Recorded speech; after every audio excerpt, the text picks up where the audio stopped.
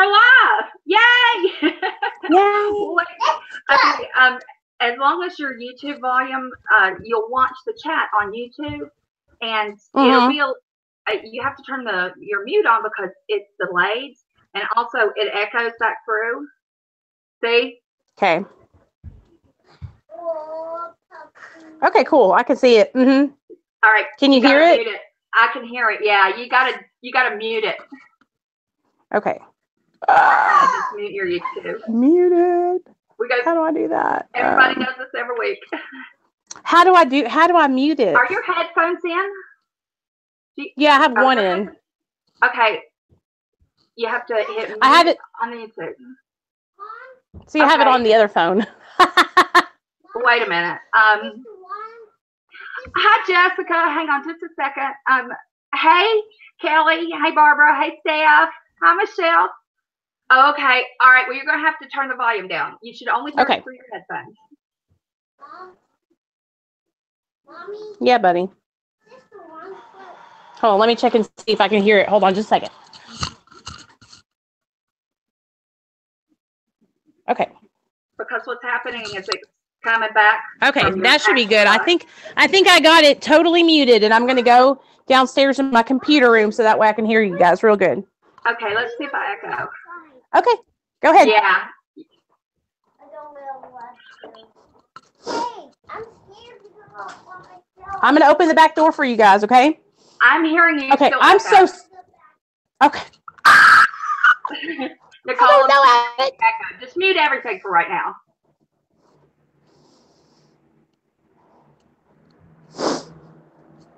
Can you hear me now? Is it still doing it? Yeah. Like it doesn't have it on play. You can? Oh, wait. I think it's mine. I'm an idiot. Okay, now try. Now I can't hear you at all. Can you hear me now? I can hear you now. It was me echoing. I apologize. Y'all. That's okay. Hi, Michelle. Hi, my sister. Hi, Puddin'. Hi, Fire and Ice. It's good to see you. If you could share the chat, if y'all hit like, and if you're not subscribed, subscribe. But if you'll definitely share the video on your Twitter, this is drama free. I just want to remind everyone. And Nicole is our guest today. She's going to be sharing her story. But as always, we give love and support. We're kind to one another in here. This is not a drama video. It's serious. We're talking about domestic violence and abuse. And this is a faith-based stream.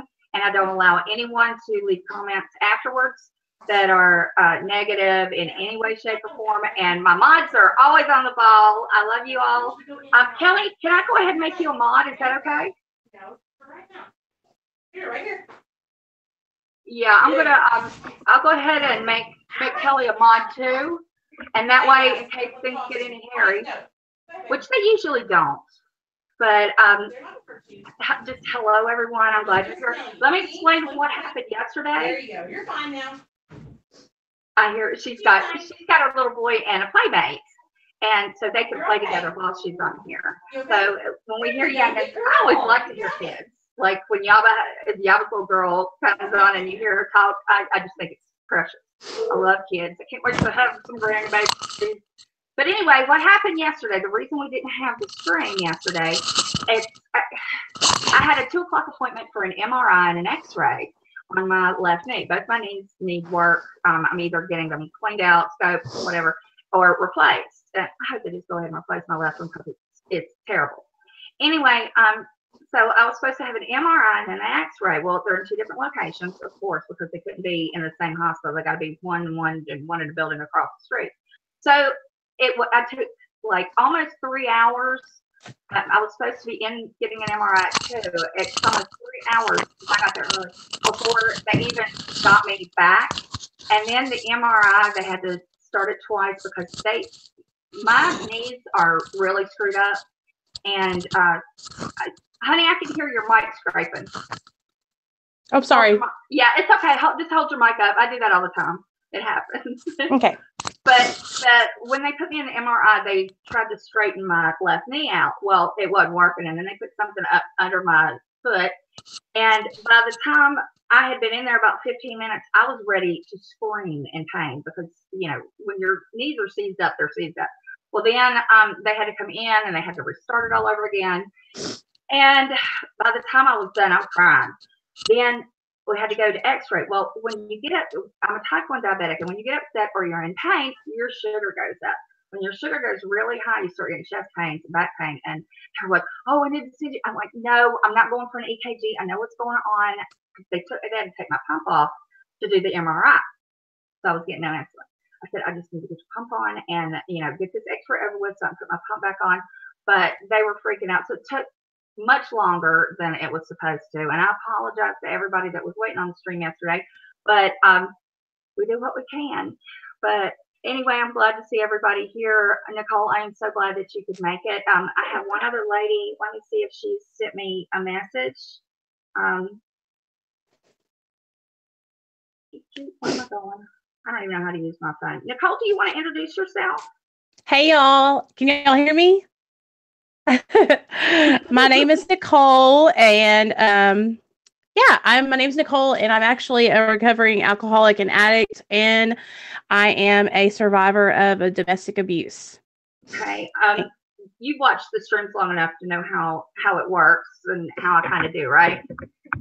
No, I watched one stream over the week, like 2 weeks ago, and that's how I found out about y'all's domestic violence stream, because I'm subscribed to your YouTube channel, and I was like, wow, what an amazing, like, I'm all about trying to help other people, and it helps me so much to talk about what I've been through, because it takes the power away from the situation. So whenever I share my experience and my recovery with other people and what I do to like stay in the right place, it helps me. So when I saw that, I just like automatically got super excited and messaged you on Twitter. But I kind of just like, I had heard around the YouTube world that, that you did these streams, and I just was interested in joining you guys one day to sit down and talk with y'all. Oh, thank you. I'm so glad you found us. And, this, I've had people come in that, I'm in all sorts of different streams and talk, and this is different than anything that I've ever been involved with otherwise, or that I've seen, because it's all positive and it's all about support, and it's a serious issue. So it's no drama and, no arguing or fighting or anything like that. We've had some people come in, but we put them out. My mods are fabulous. I love them.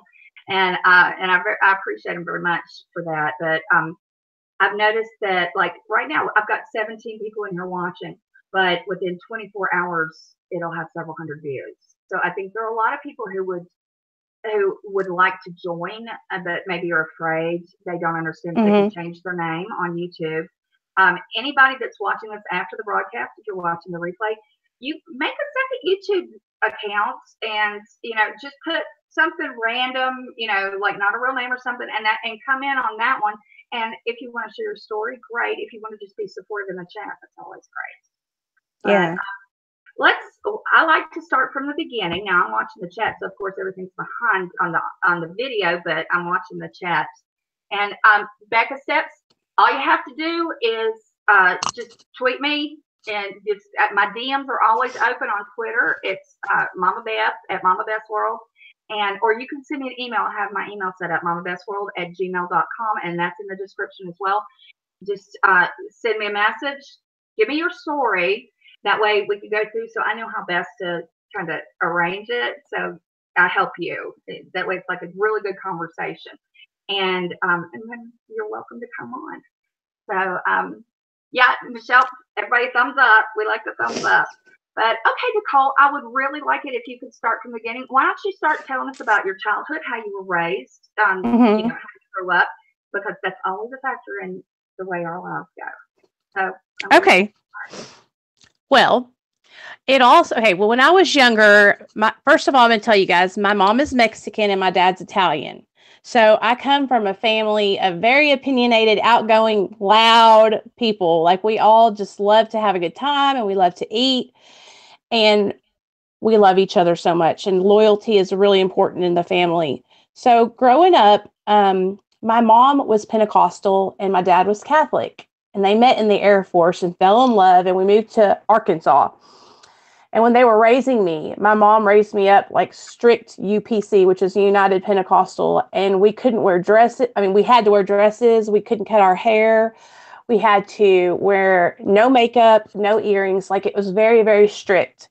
So when I started going to school, I was already different. And I already had this like sense of insecurity about me because I was a chubby little girl.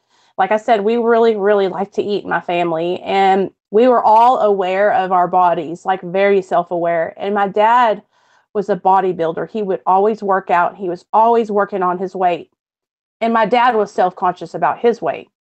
So he was heavy, but So he when worked out a lot. Yes. And so he was really buff Italian guy. But what he would do was, because he was self-conscious about his weight, he would kind of put that self-consciousness onto me and say, you know, Nicole, if you don't stay in shape, you're never going to find a man. And I'm talking like I was probably 12 years old, you guys. And my dad, bless his heart, he loved me so much, but he didn't realize that that criticism was detrimental to me as a young adult. Like, when I was growing up, I was super like worried about my weight and being overweight. So I was constantly trying to crash diet and diet. And so I was always seeking approval and validation from men. And it started out when I was like really young, you know, because my dad kind of made me feel, and I love my dad. We're great now, and he understands, but it's been a long process of like me coming into recovery and talking to him, and we've worked through that now. But so you can imagine, I was a chunky little girl. And so about 14 years old, I started crash dieting. And I went to school at a really big school. And so it was like really, people wanted to be popular, and I wanted to be on the drill team, and I wanted to be on the cheerleading squad. So I started trying out for all these different positions. And all the girls that were on these positions were skinny and beautiful. Well, so I ended up getting a position on the drill team, and I lost a bunch of weight that summer. And that's when I met the first guy and my first boyfriend that kind of like started my abuse situation. And I was probably 16 and a half, and his name was Robert. I'm not going to say his last name, but we were together for like 6 years. But I can remember when we were younger, he also kind of just took the spot of my dad, and he was very like judgmental of my weight. And he would tell me, you know, if you would just lose 5 more pounds, Nicole, you would be the perfect girlfriend, you know? And so everything was always like about my weight. And that's where substance use came in. And I started using like illegal substances with him when we would go out, we would smoke pot, and then we started doing amphetamines. And once I figured out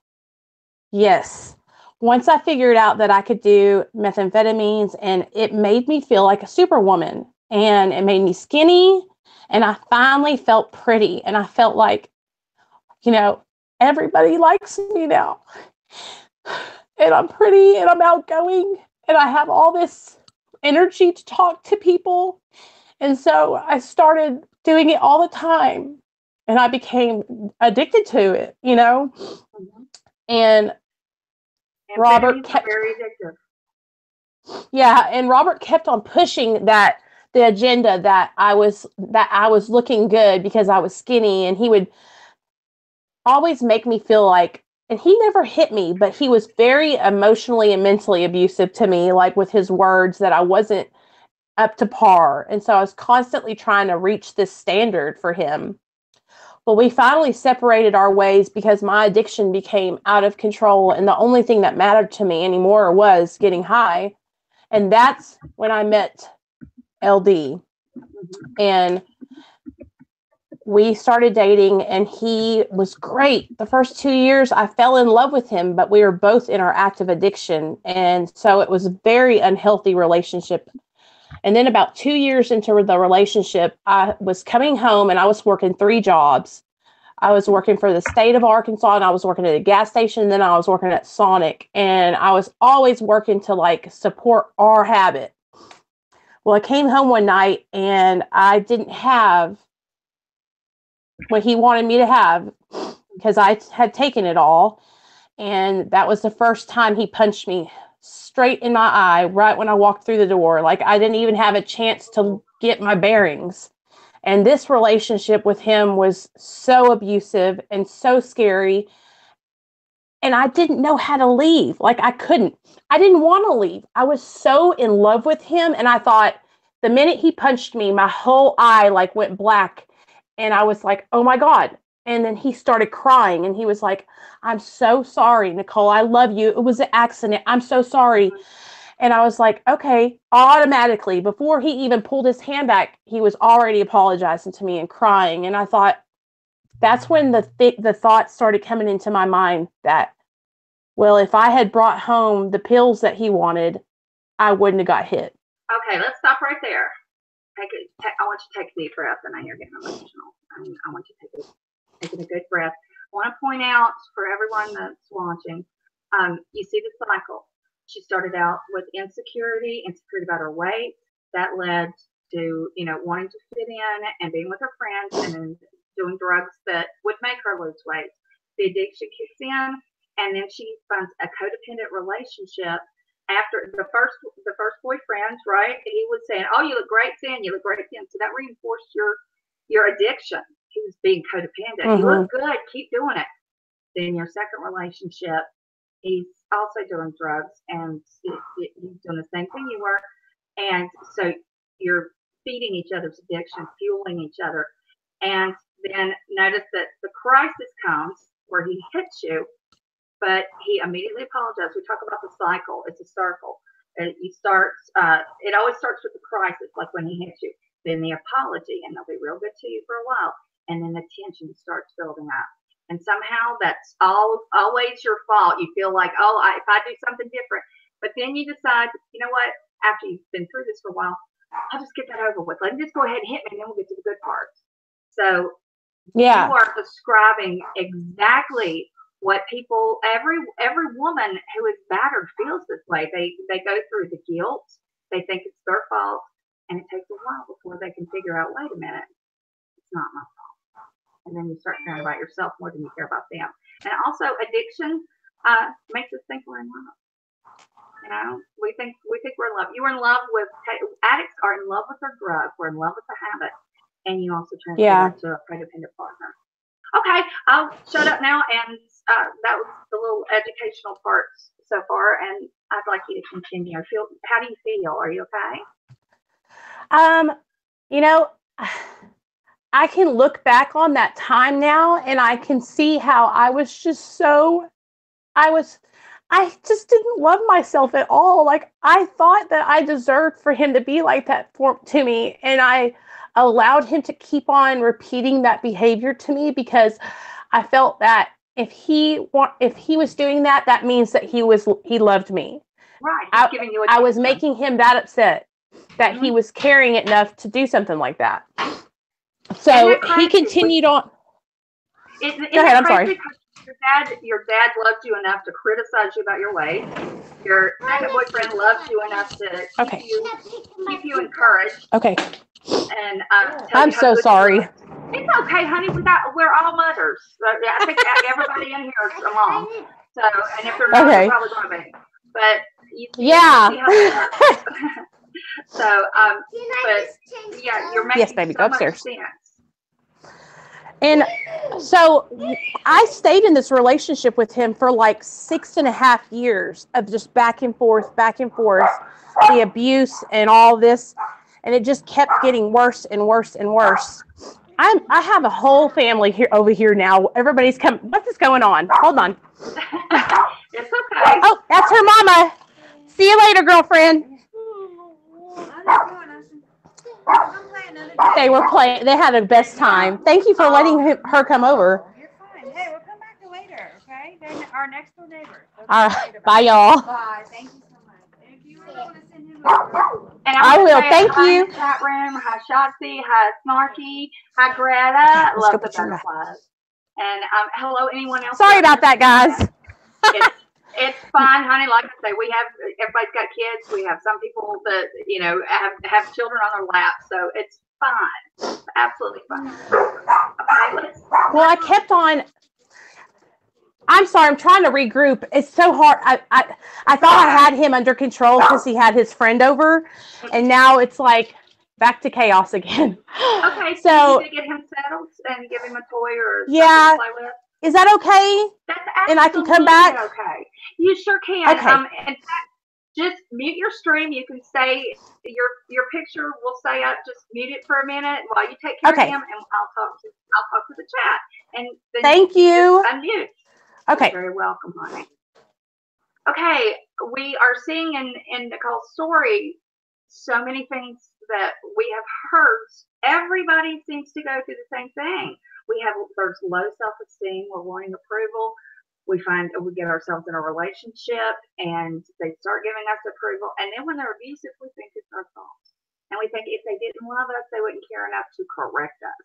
And I saw a video yesterday that these gentlemen, they were men, they were preaching out of the Bible how the woman needs to be subservient all the time, but they never, there's all sorts of places in the Bible and in different religious texts and different things people say, oh, you need to obey your husband. I took that out of my marriage vows. I don't obey anybody. I listen to myself. But they're always talking about the man's the head of the household and then the woman and then the children. And I'm like, wait a minute. Where's the responsibility for the man to treat the woman well? They never quote those verses. And it's in the Quran. It's in the Bible. It's in Buddhist teachings. It's in Hindu teachings. Taoism. It's all the way through that the man may be the head of the household because he's the breadwinner. And we want a leader. Sometimes the woman is head of the household too, though. There's nothing wrong with that. But the main thing is you have to be good to one another. You cannot be abusive and hurt you, and hurt one another. Even when you argue, there are places that you don't go. And the absolute is never violence, and emotional abuse is as bad as physical abuse. And you have to know where those lines are as well. Like you never insult the man's sexuality. You never insult his, size or his body any more than a man should insult a woman's. There are things that hurt us emotionally that we will never forget. We may be able to forgive them, but we won't forget them. And I always say when someone hurts you, you can forgive them because forgiveness is for yourself, to ease your hurt. But don't forget it, because if a dog bites you once, it'll bite again. And I think we all know that. And when you combine, well, I quote where it is in the Bible. You know what? It's in Corinthians, it's in Ephesians, it's in Philippians, and I would have to look up the verses because I'm not one of those people that remembers numbers real well. I have to struggle for it, so I don't know exactly chapter and verse, but it's in Ephesians also. But it talks about the family. There's an app that you can get on your smartphone. It's called Bible app, and a lot of times I'll go through there and find different reference verses. But just if you download that app or if you go on one of the different sites, it'll take you to where it talks about the family and the order of the family and husbands and wives. And you'll see that there are plenty of verses that say that the man leads the household, but there are also verses that say you have to treat your wife like a jewel. A woman is a ruby, right? We don't listen to those a lot of times, especially in an abusive relationship. The man's like, I'm in charge. You may be in charge, but you have to take care of the people in your family and be good to them. There's no excuse for abuse. And that's hashtag no excuse for abuse. And that's just an absolute. But let me read the chat. Your channel and your people are your coping mechanism.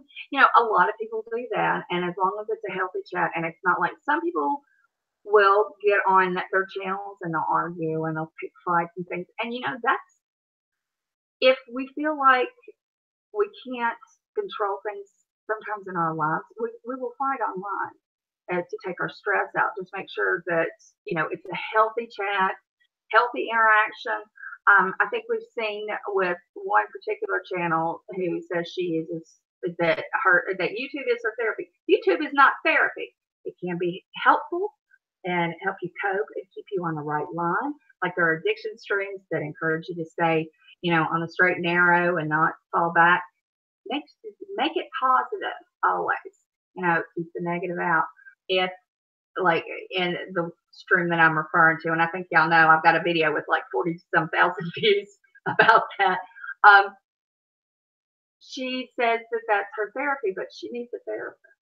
You have to, if you're going to do therapy and get to the place where You don't need it. We don't need therapy all our lives, obviously, but we just have to make sure everything's positive. And otherwise, it's doing us more harm than good. But you're not someone who admits to weakness. He will never see me cry. I don't know how many of you in the chat have had this happen. Your abuser will hit you until you react. Sometimes they just want to see you cry. And I was the one that was stubborn, and I wouldn't, but I didn't fight back. He wanted me to fight back, turned out. But when I did, then I called the police and threw all his crap out and set on fire in the driveway. And yeah, it was, I was a little over the top, but I was pretty upset. But yeah, he always wanted me to fight back so he could say that I hit him too. And I found that out later because the next woman that he went to, he hit her as well. And he said that, just hit me back. You want to hit me back, don't you? And then it's a fair fight. What's fair about that? Men usually are stronger, and they're able to hit a lot harder than a woman is. So that's why I say the first time someone lays a hand on you, leave right then. Don't take an apology. There's no apology for it. Just that's the line that you don't cross. It's a red flag. But it's really hard. Shotzi, I'd love for you to send me a DM, and we'll talk about your story, and then bring you on maybe in the next stream. And the great thing about all the women in here is we're all kind of on the same path. We've been through this, and we're healing. And because you're always healing when you've been abused. You may have gotten away from the guy, but like I was thinking, it's been 20 years, yet this dude's still messing with my head. From time to time, I'll think about it and get upset. I'll have anxiety attacks if I think about it. My daughter had nightmares for eons and she was little. So, we're all healing, and we're all finding ways to cope. And I'm just really proud of everyone that joins the stream, and for telling their story. It's just wonderful.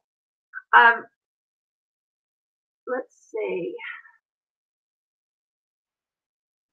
I don't know if Nicole is done or not. Okay, she's still.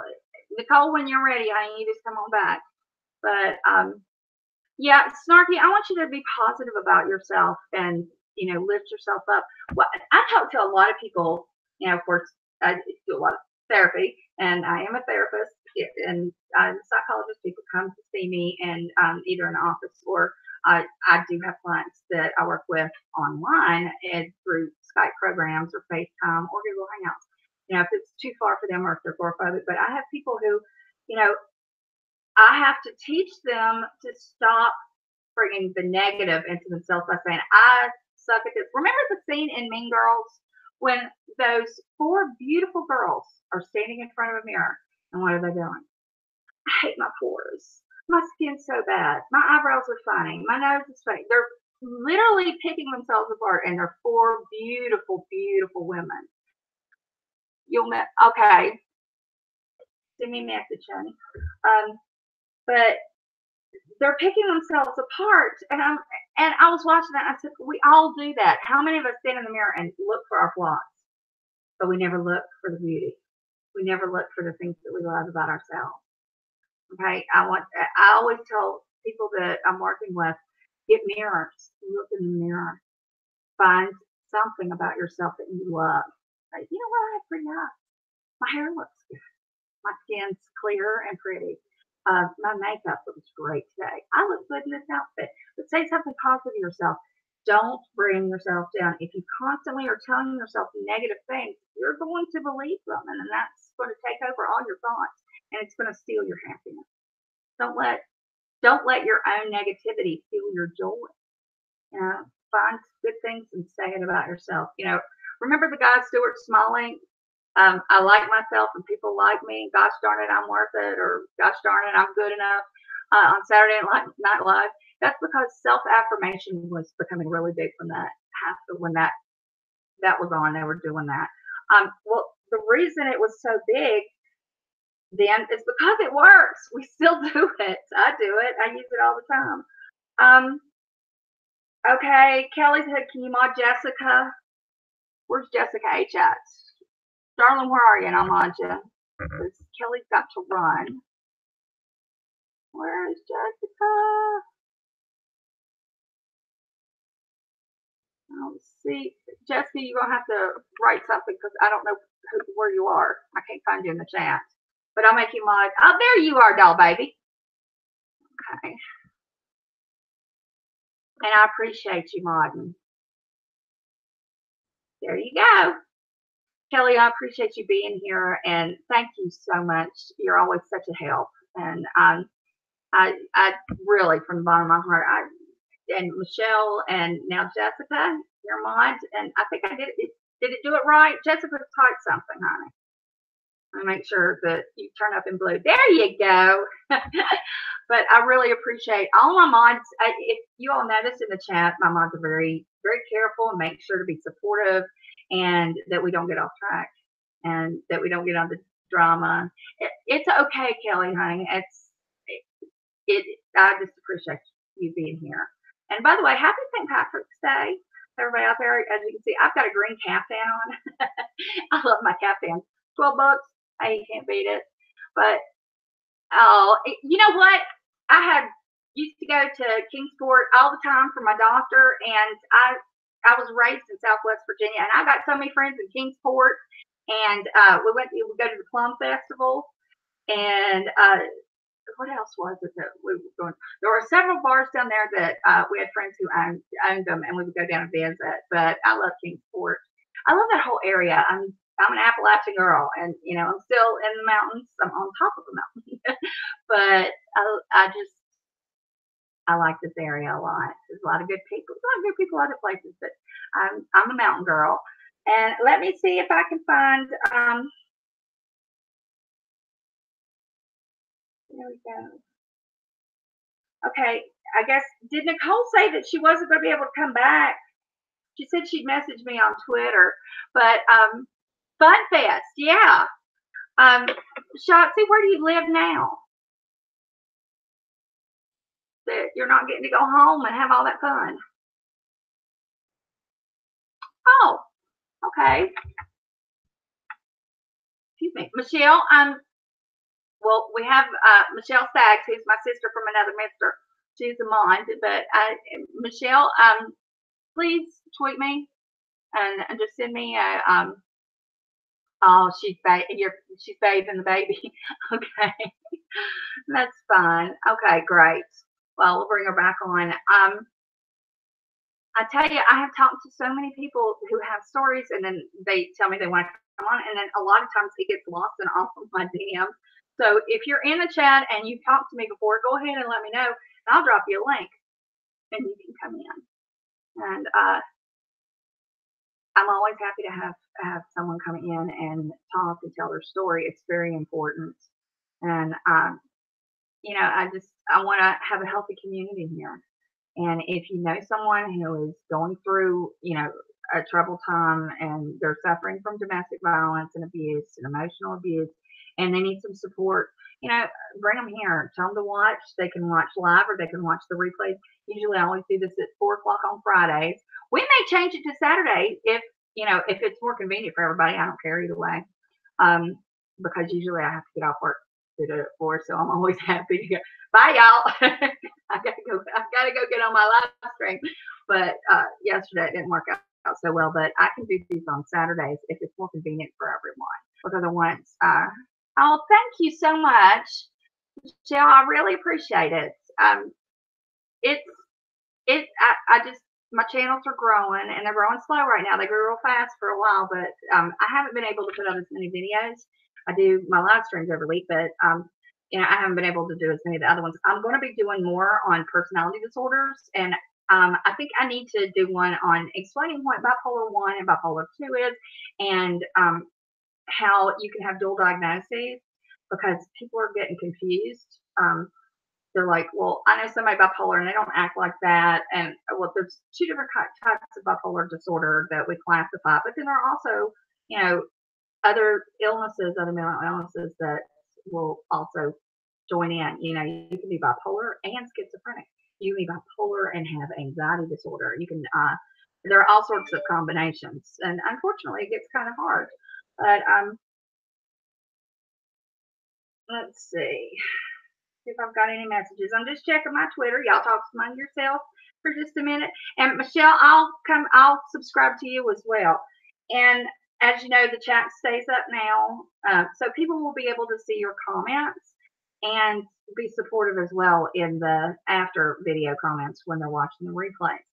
And the thing is, I like that because people share their stories a lot of times in the chat, and they're not ready to go on video, and they're not ready maybe to talk aloud about it, or even, it's hard to write. But if you want to, put it in the chat and, explain that, hey, I did this too, I had this problem too, we're always here to support and to help. And I'm here to listen and kind of point out different things to how domestic abuse happens. My entire goal with this is to help victims. And if someone is getting into a relationship and they see the red flags, we have to know what to look for, or we don't know how to protect ourselves. I think every one of us looking back on a violent situation and a violent person that we have had a relationship with, why didn't I leave in? Why didn't I realize that when he was doing this or that happened, or, why didn't I recognize it for abuse then? We've all looked back, and, and you can't, like I say, no amount of regret or guilt will change the past. No amount of anxiety will change the future. We just have today. So we can't beat ourselves up for mistakes that we made in the past. We just try to correct them and not repeat them. And, Michelle, I totally understand you not discussing, as you said, you're living hell on your channel. I've noticed you said that your husband hates you on YouTube. Well, maybe that's because he's afraid that you're going to say the truth about what's going on. When you're in a domestic violence situation, abusers like to isolate you, leave you without a car, take away the money, the financial support, take you away from your family, maybe 1,000 miles away, or just refuse to let you speak to your family or talk to your friends, or have time with your friends. They want to isolate you because they don't want you to have support. And that's the key to getting out of a bad relationship and getting healed, is having support. And I think somewhere deep down they know that if everybody knew what they did, nobody would co-sign it. I know that I hid mine, and I was kept away from my parents. All my friends thought I disappeared. They're like, "Oh, she's with the new guy, and he's all jealous and everything." And he was extremely jealous. But they're like, "Oh, she's all involved with him. It's okay. She's in love, whatever." It wasn't me. It was him. Because I've always had relationships before and since, and I keep my friends. You have to have a support group. Even in a healthy relationship, you have to have your friends. And I miss my friend in Pennsylvania. She lives in New York, and I have not talked to her in like a week. And I'm like, I need to call, because I want to tell her everything that's going on and everything happening, and and see what's going on with her. We need our friends to to tell our troubles to support us, to listen to them. And anyone who tries to take you away from that, be careful. That's a red flag. If they say, "I don't want you talking to them," or "You don't need to hang out with them. You're just out doing this and that and the other and throwing around, and you don't need to go out with your girlfriends or whatever." Go out with your girlfriends. Go out with your family. Do family things, and make sure that you have support. Because when you're isolated, that's when it gets really dangerous. And that's something we always say to look for. But hi, Nikki. Hi, doll baby. I'm so glad to have you here. I haven't seen you in a while. But Nikki's got her own story as well, like all of us do. Yeah, you lost your friends. Nikki, I can shoot you a link. Send me a DM real quick, and I can shoot you a link on Twitter if you'd like to come on. And because we've talked. So, I'm always happy to have anyone on and to share their story. Just let me talk to you first. I don't pop people in that I don't know anything about. So, I've talked to you, and I'd love to have you on, but you haven't been out in years. I have to ask. He says I make scenes when we go out in public. I don't do anything. Yeah, you see, that's the thing. They make up. Oh, you were looking at somebody. I bet you've got. Hi, Jess. Hi, doll baby. Steph, you lost yours apart from a couple that clung on. Your friends are kind of like they give you balance. Because sometimes there's a story, and I don't know if y'all heard this before. It's an Indian parable, but it's about 5 blind men and an elephant, and none of the blind men had ever been around an elephant before, so they decided to take a trip and see what an elephant, or not see literally, but to find out what an elephant was, because they kept hearing. Each one stood at a different part of the elephant and felt. One felt the trunk, one felt the tusk, one felt the leg, one felt the side. And each man, because they were blind, that was their experience, they described what they felt the animal was and what it looked like and what it was for. And the one that felt the trunk, he said, "Oh, this is long. It's like an octopus, and it's moving and mobile, and it's the end is soft, and this is a very sweet and curious creature." The one who felt the tusk said, "No, it's a violent creature. It's got a huge, huge tooth that's coming down, and it could slay anything, and it's just, oh, this is scary." And the one who felt the leg said, "This is a sturdy beast that must be heavy because it's got such huge legs, but I don't know what it could be useful for, because it's just the legs are so wide and short, it couldn't be able to run fast." And then the one on the side said, "It feels like a penis. It must be one." All the blind men were so close to the elephant that they couldn't see the whole thing. They couldn't feel and experience, and they didn't share their experiences and say, "Oh, this is this, this is that," to find out what the elephant really is. And they didn't ask the seeing person that brought them there what it was. They wanted to go off only their own narrow experience. And that's why we need our friends, because our friends aren't standing too close to the elephant. Sometimes we're just too close to see. Like you say, you can't see the forest for the trees. You're too close. We need our friends and we need our families to help us understand what's going on. That maybe we need to not, be in this relationship anymore, or perhaps we need to not continue on. Maybe we need to leave. Maybe we need to break up, divorce, whatever. But they keep us centered. Jeff, that's so sweet.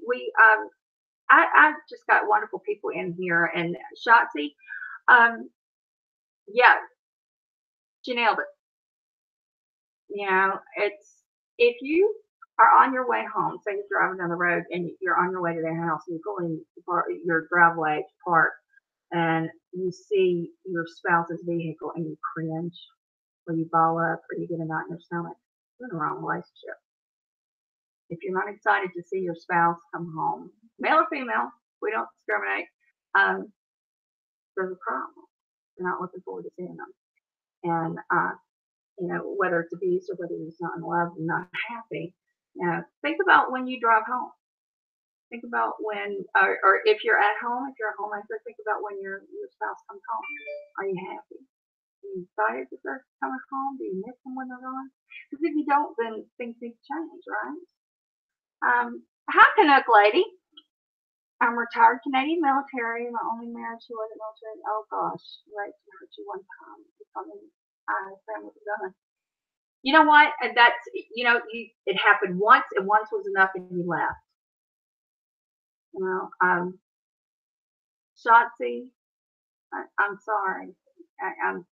I'm sorry you can't leave, and I'm sorry he's terminal. But he's got 3 months. And I hate that for you. I really do. I'm so sorry.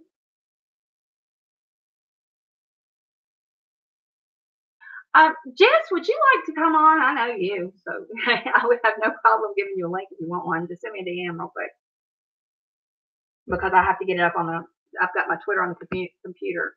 But Canuck, I'm so glad you're here. I'm so glad you joined us. We do this every week. Normally Fridays at 4, but yesterday I was stuck in a hospital getting tests done, so we did it today at 1. But you're always welcome, and if you keep coming. But Jess, if you want to send me a link, I will very happy to. Or if you want to send me a DM, I will very happily send you a link. And I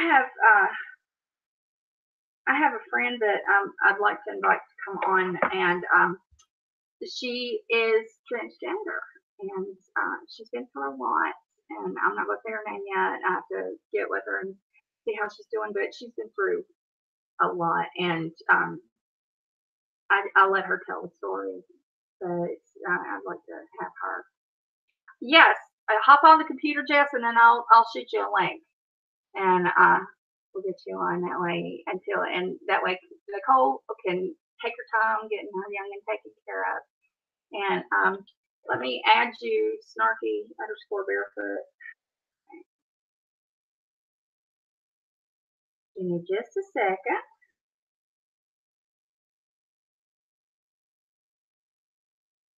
And we like to support everybody's channels on here. So that's always good. My nails are so long. I have to use my knuckle to do this. Okay, I'm hitting follow, Michelle, and I see you're doing all the multi-level marketing. I'd like to talk to you about that. Okay. Thank you, Puddin. I just love you. You're so sweet. Canuck Lady, I think I've seen you in different chats and we've talked, but like I say, you have to. The whole idea with domestic violence is the person actually is insecure and paranoid themselves. They feel like unless they exert physical control over you or someone else, like you and the children, but unless they have control over you and can boss you around, then they're nothing. They actually have really low self-esteem. And if you look back, oftentimes they've had low self-esteem, domineering parents, one parent or the other. It stems back. They have their own mental problems. I always say mental illness is no excuse for bad behavior because we all control ourselves. But if you look at someone who is an abuser, who is either emotionally or physically abusing spouse after spouse, girlfriend after girlfriend, boyfriend after boyfriend, and I always try to keep it fair because, as we know, 20% of domestic abuse victims are men. So they don't need to be ignored, and we need to validate, their struggle as well. But if you look at these people who do it, they don't do it just to one person. They do it over and over again. And even if it's emotional and psychological, if they're gaslighting you, a lot of times with physical abuse, you get the whole gaslighting effect where they tell you, "Oh, you're crazy. You don't know what you're talking about, and there's nothing wrong with that." Or they're always trying to keep you off balance. But it's because they feel powerless in their own lives. They need to get their own therapy and straighten themselves out so they don't hurt other people. If someone is so miserable within themselves that they have to hurt someone else, they need to fix themselves before they're with anyone. And I've had patients who come to me and they're like, "I don't know why I get so angry and I act out." And it takes a lot of work and a lot, they have to learn self-control, they have to learn self-esteem. But like I say, it's no excuse for bad behavior. And yeah, see, Michelle said that I was afraid if I fight back, he would say I hit him and I'm no abuser. Right. See, I didn't hit back until the very last before I sent him back to jail. I was afraid to hit him that he would hurt me worse because, he'd beaten me until I passed out, several times. And, I was afraid that he literally would kill me if I did. But when I did, he was so shocked. I remember I was on the couch and my butt was almost to the floor and he was on top of me and he had his hand around my throat and he was punching me in the face. And I I don't know where I got the strength from, but I came around and I right hooked him, and he just stopped for a second, and then I hit him again. And I've never been an abusive person. That's not who I am. But I thought, if I don't do this, he's going to kill me for real, and then my child's going to be without a mother, and what's going to happen to her? And really, I was scared, but I was mad. I'd finally gotten mad. In the Jennifer Lopez movie Enough, that was on the other day, and I always think about how she trained so she could fight back. I don't advocate that, but I advocate, if you're being hurt, definitely fight back. Don't go asking for it. I mean, like she did, like that whole thing was psychological thriller, stuff. But and it's not real life. I mean, nobody's going to become a ninja, from nowhere. That takes a lot of training to do all the stuff that she did. But there comes a time when you have to fight back. You have to think. You have to care more about yourself than you do of hurting them or losing the relationship. We have to get brave. We have to love ourselves enough to take care of ourselves, But Michelle, you do you do paranormal on your streams? Oh, you thought he was home and it scared you and you had to get off the stream. I am so sorry. Yeah, Canuck Lady, that's something that we need to talk about. It goes unreported. Military rape, sexual harassment, abuse. It's come to light more in the last few years, thank God. But I think we all have friends or know people that are in the military or have been in the military, and the women are treated. They're treated like objects a lot of times. There's no equality. And that scares me. My daughter was talking about going into the Air Force at one time. I was like, absolutely not. I wouldn't let her do it because I was afraid for her. And okay, you ready for the link? Okay, let me get on here. I'm so glad you're coming on. Let me see.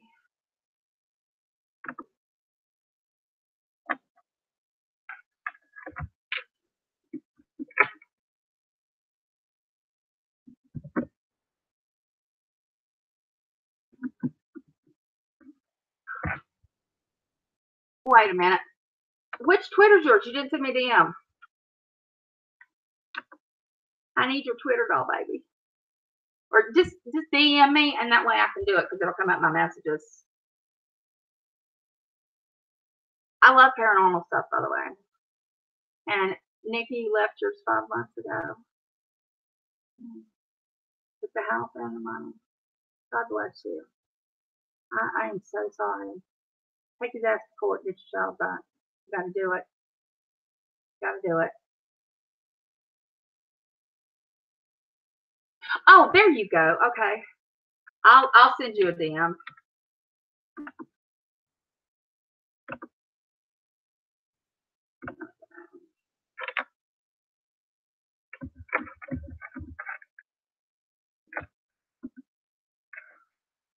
Okay. There you go. Okay, I found you on there. Let me send you a link real quick. Before you come on, I don't know if you have Hangouts downloaded, but you'll need to have Hangouts downloaded, and you'll need to. I think you've been on with other people. There's the link, doll baby. You need to make sure you have headphones on and mute the YouTube, and just leave the YouTube up and the Hangouts up. You'll hear through the Hangouts, but you'll get to see the chat on the YouTube. Just make sure YouTube's muted. Okay, I sent you the DM, Jess.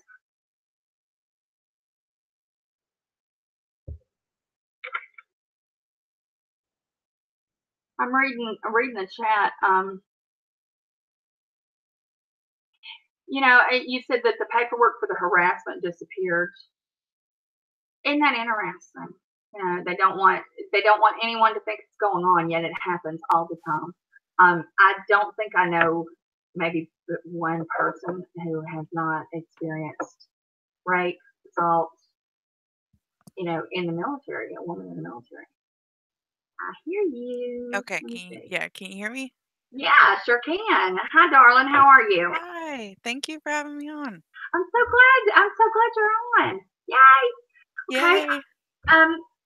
I don't think I know we talked, but I'm going to let you start from the beginning, just like I always do, and Okay. say start from how you grew up and Okay. tell your story. Basically, my childhood was not a good one. My mom was very supportive and she had her issues.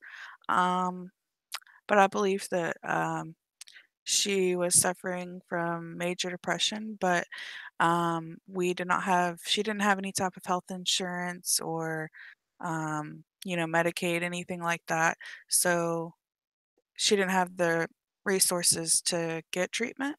Mm-hmm. Um, but her and my dad divorced when I was 3, I believe. And she said that, well, she used to tell me stories.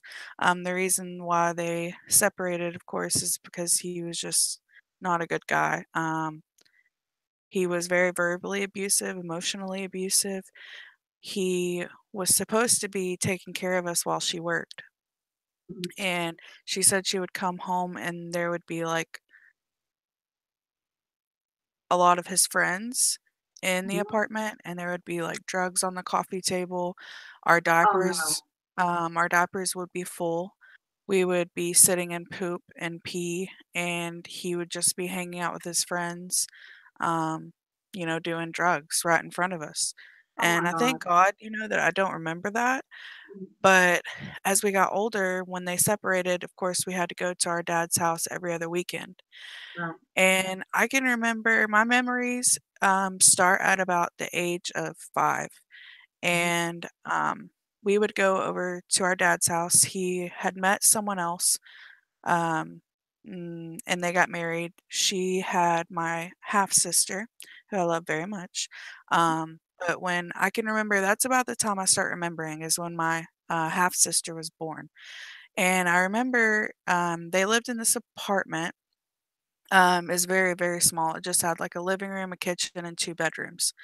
Um, and I remember when we would go over there that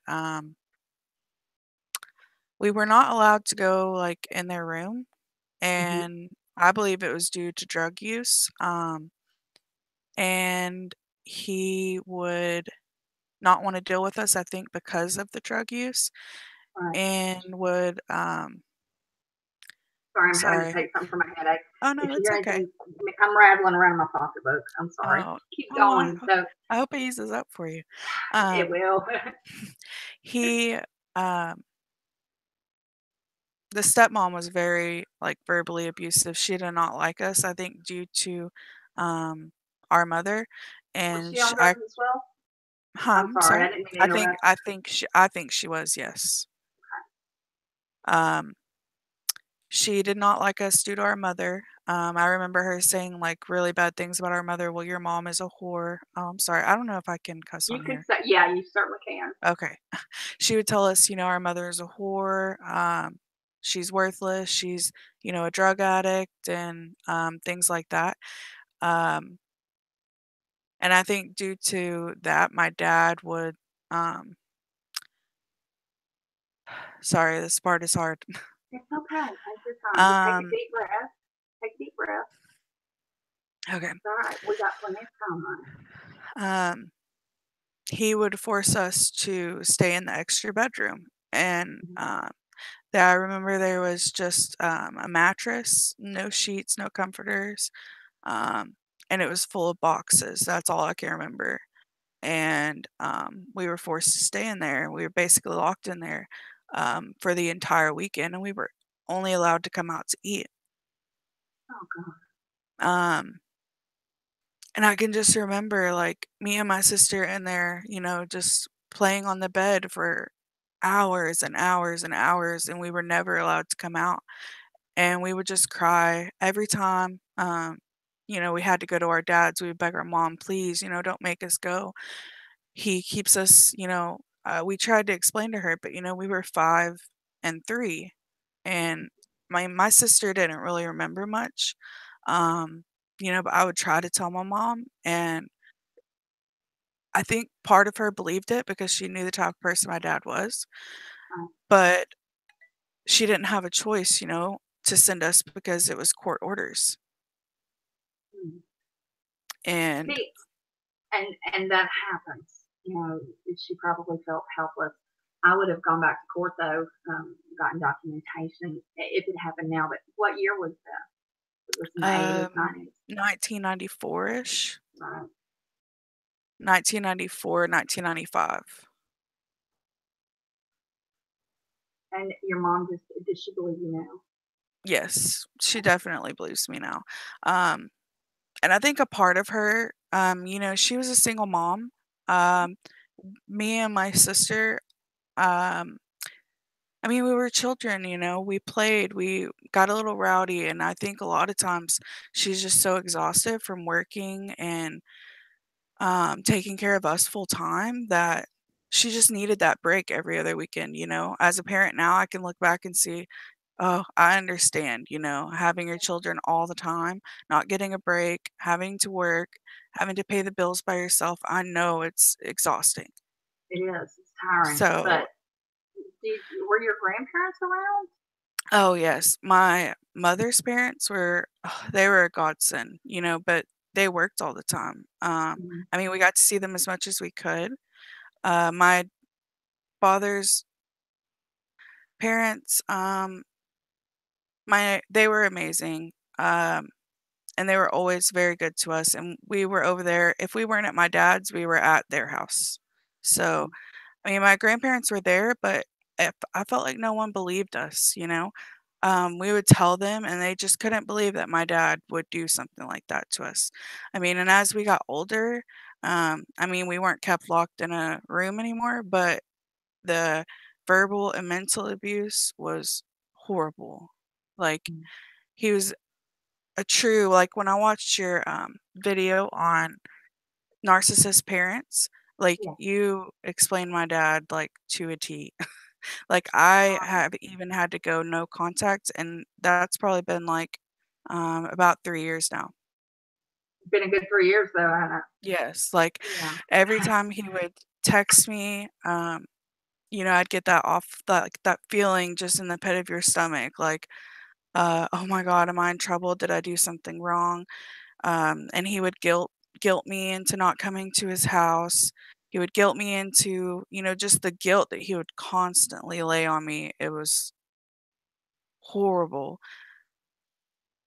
And you didn't deserve that. Nobody deserves that. And Yeah. with narcissistic parents, the best thing anyone can do is just cut them off. And Cut it see, and go away. Yeah. I remember I was probably about 7 or 8. He finally left Christy, which is my stepmom. He left her, they got divorced, and he moved into my grandparents' house. So it was a little bit better because we weren't locked in a room anymore. So your grandparents protected you then. Right. Well, and that was the thing, like, my dad was still kind of young, like, he was probably like 26 or 27 at this point. So he was still like in the partying phase, still, I'm sure, doing drugs. And on Friday nights when we were at our dad's house, we live in a small town. So, like, the town square kind of is like where everybody hangs out. And I remember he would put us in his truck, take us up to the town square where all of his friends were hanging out, and we would literally have to lay in the back seat and sleep while he partied with all of his friends. And like, the music, I remember being so loud, and they had, like, systems in their vehicles or whatever, and it would be like loud bass, and we were expected to sleep. And I remember, like, just laying there and looking up, seeing people peek in and just laughing and saying, oh my gosh, they're so cute. And I felt like we were kind of like performance monkeys, and we would have to I would just feel so uncomfortable, like all these random people that I didn't know laughing and partying. You can just tell when people are not in their right minds, even as a child. Yeah, you sure can. And even to this day, like just hearing bass in anybody's car or vehicle, like my heart like drops to my stomach. So you've got PTSD from that. Oh yes, definitely. Like there's a lot of things for sure that um I just get a horrible feeling like if I hear that. If someone says something that my dad used to say all the time, like it's my way or the highway, like Mm-hmm. he used to say that all the time, like drilled it into our heads. Like it just killed me growing up. And he would take us to parties, like to random people's houses that we didn't even know. And then he would get drunk, and he was very belligerent when he was drunk. And he would always drive home with us. Like I never thought about that when I was younger. Um, I didn't know you don't drink and drive. Right. Um, but I remember a few times him going like really, really fast in his car and me being like really feeling like something bad was about to happen because we were going so fast in the car. Yeah. Do And you have that's why. anxiety with that? When you think about that, do you have anxiety issues? I know that's personal, Oh but yes. I was Hmm. going to say it sounds like there was a lot of trepidation surrounding your father, and with PTSD, often anxiety and panic attacks. You see that Yes, all I together. suffer from generalized anxiety disorder, PTSD, and major depressive disorder. Okay.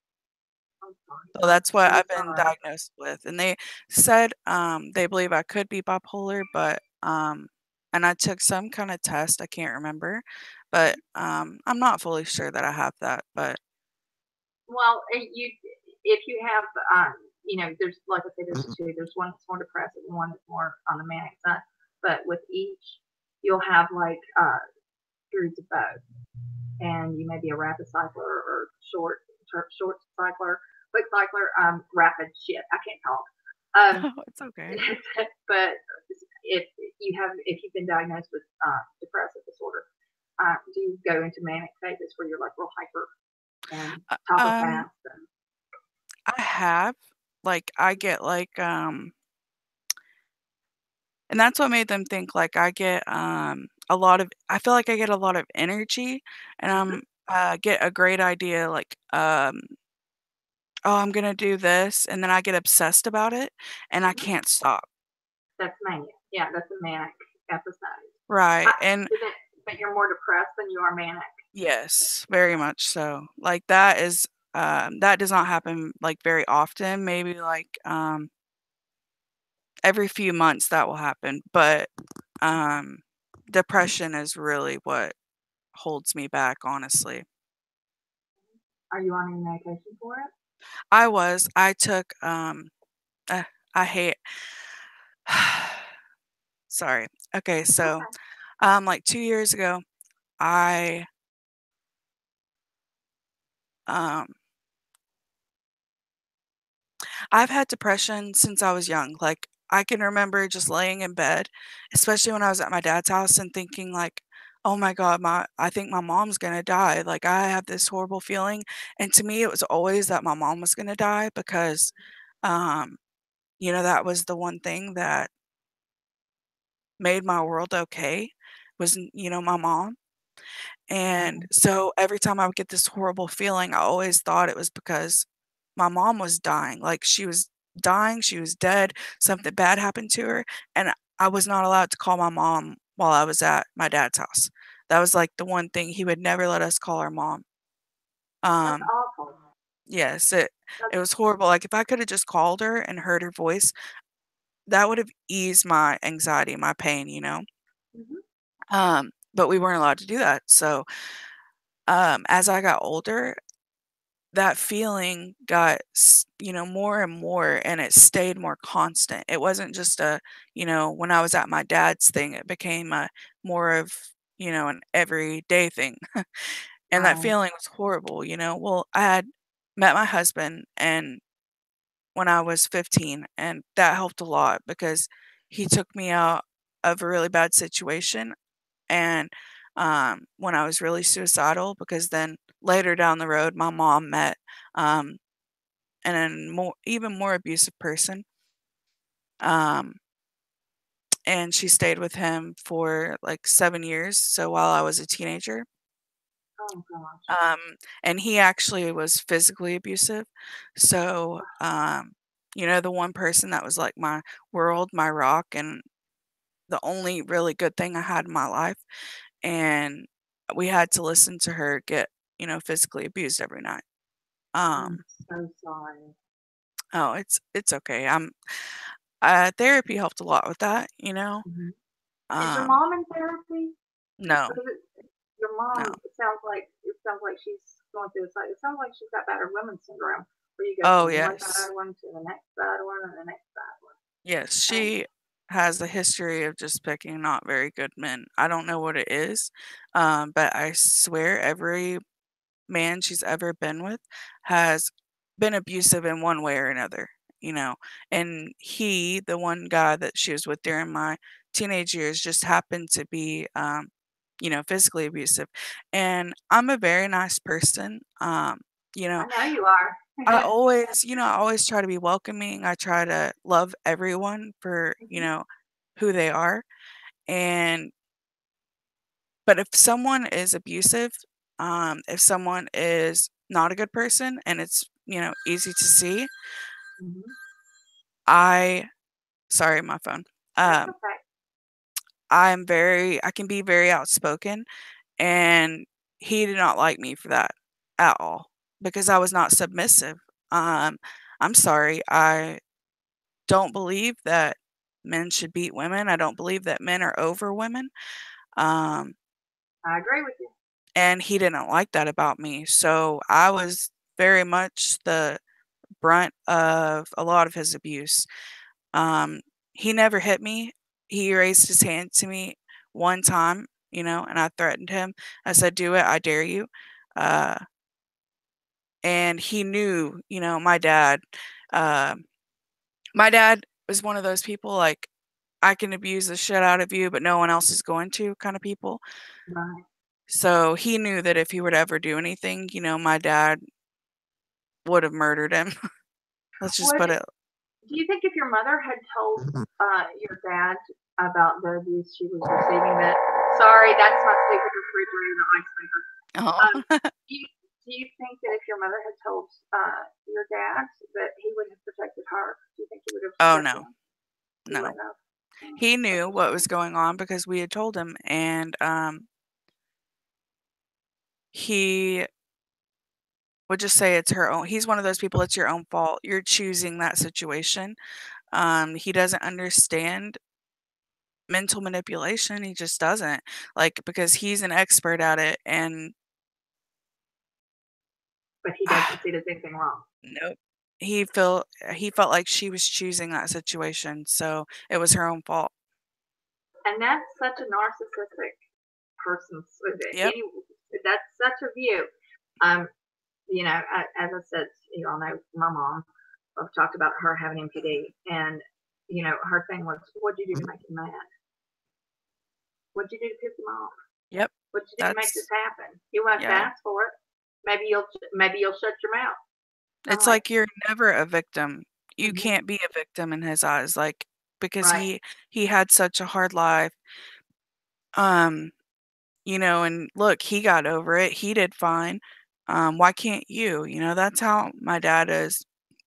And I'm just like, just because you did, and I don't think that he ever fully did, honestly, because I think that's what makes him the way that he is.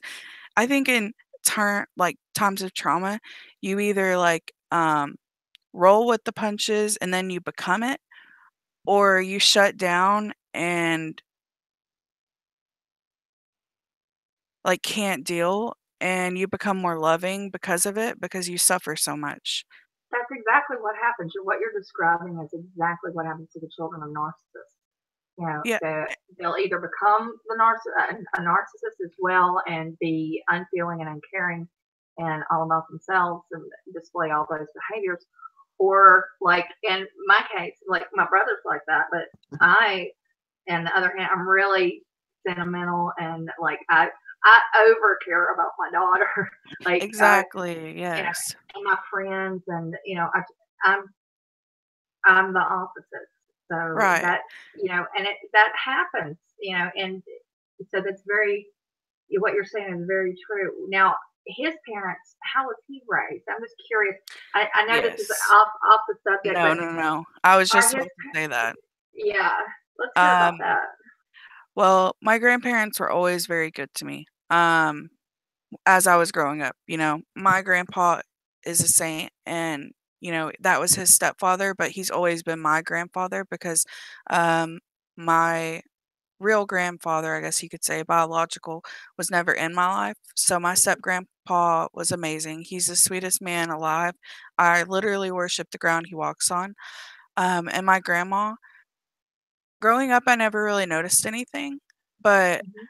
as I got older, and became an adult, with a family of my own, I didn't have very much time. I noticed it started coming out in my grandmother. And I've actually gone no contact with her as well. And that honestly kills me because my worst fear is that something is going to happen to one of them, and I won't be there. But for my own mental health, I had to, Mhm. because she's very draining, like physically, emotionally. Like she would constantly call me and guilt me for not coming over, not coming to see her. Like, do you even love me? Things like that, that just constantly brought me down. Like, I swear it was every other day, and I'm, um, I'm a mom, I'm a wife. It's hard, for me to constantly be away from my home. Um, and plus with anxiety, it's even Right. harder, and she just didn't seem to understand that, and the more I realized, that's the reason my dad is the way he is, because my grandma is that way. Mhm. Um, I believe that she's a narcissist as well, because everything has to be about her. Um, Everything you've been through, she's had it 100 times worse. Um, she doesn't, believe in depression and things like that. You're choosing it. Um, I mean, and I love her, and it's hard for me to not talk to her, Right. especially for my grandfather as well, because Can you talk to your grandfather without having to have contact with no, her? mm-mm, he He doesn't. controls things. Yeah, he doesn't have a cell phone, um, and the only way to talk to him is through her, Mm. which you know is hard because she, now that I look back, I didn't realize how much his family just did not like her, and I didn't realize how much she was actually cutting him off Mhm. from his family, and Narcissists do that. They want to isolate the spouse because they have control over them. It's emotional abuse. right, it's crazy to me to think that too because he's he's just the sweetest person, and I can remember them having a few fights while we were there a few times. Like, she's constantly in front of us, constantly accusing him of cheating on her, having another girlfriend in town.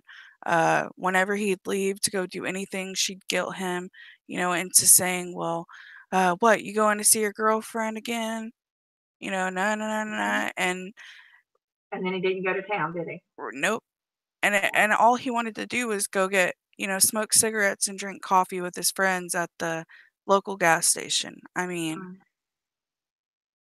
That sounds. It sounds like she's got. I like I say, I don't diagnose anyone mm, online, but yeah, you've seen enough of the videos, and honestly, you can check the symptoms of different personality disorders, and you can kind of pick out. They sound like this, they sound like that. oh, it's always to a T, honestly, Yeah. like to a And that's T. sad. that's sad because if she wasn't that way, and that she was probably treated that way by her parents. Mhm. It's generational, and now Well, it's come down to you, and she grew that's up in the sad. Great Depression, so, then it was children are, to be Seen and you don't unheard. speak unless spoken to, and Mhm. you work sun up to sundown, in the fields. They were very poor. They had no luxuries. I think she lived in a town where there wasn't very many people and they lived way out in the country. They didn't have a phone. They didn't have a vehicle, you know. So her And I abuse know was probably so isolated, where that she was isolated and they were out there. yes, Her abuse was yes. and that's one thing, at least about today. We reach out, and we have ways our children reach out, and Mhm. we have more resources now. Thank God. Right. And I think social media is it's a blessing and a curse. Mhm. It can be used for evil, truly, by, cyberbullying and things like that. But in a lot of ways, for people like me who have, so many mental health issues that they're fighting, that makes it hard for them to go out into the outside world, like paranoia, because I Mhm. suffer with that, and social anxiety. Um, like, even just YouTube, just getting on here and being able to talk to people, which took me a year of just even being on YouTube and watching and seeing, not all people on YouTube are bad, and I finally, about 3 months ago, started talking to everybody. And Uh, that's good. I'm so glad because I always enjoy when you're in different chats when we're watching the same stream or whatever. I aw, always enjoy seeing you there, and you're always such a positive person. And I you know, try to be, and even when it's something negative, I try to make people, because, since I am such a hermit, uh I love to learn, like, I wanna learn about everything. My brain, like, I've always been like that. I just wanna learn everything. I'm interested in everything, about different subjects, and so I just even with the drama streams, I kinda mhm. take what I've learned to warn people, on a positive way to try to, how do you say it? Like, think about the situation. Um, See it from a different point of view. I don't think, right, and so maybe it's not be not so so negative. I try to never make fun of people and call names and things like that, but, I try not to, but sometimes I'm guilty of it. oh, it's very hard on here, man.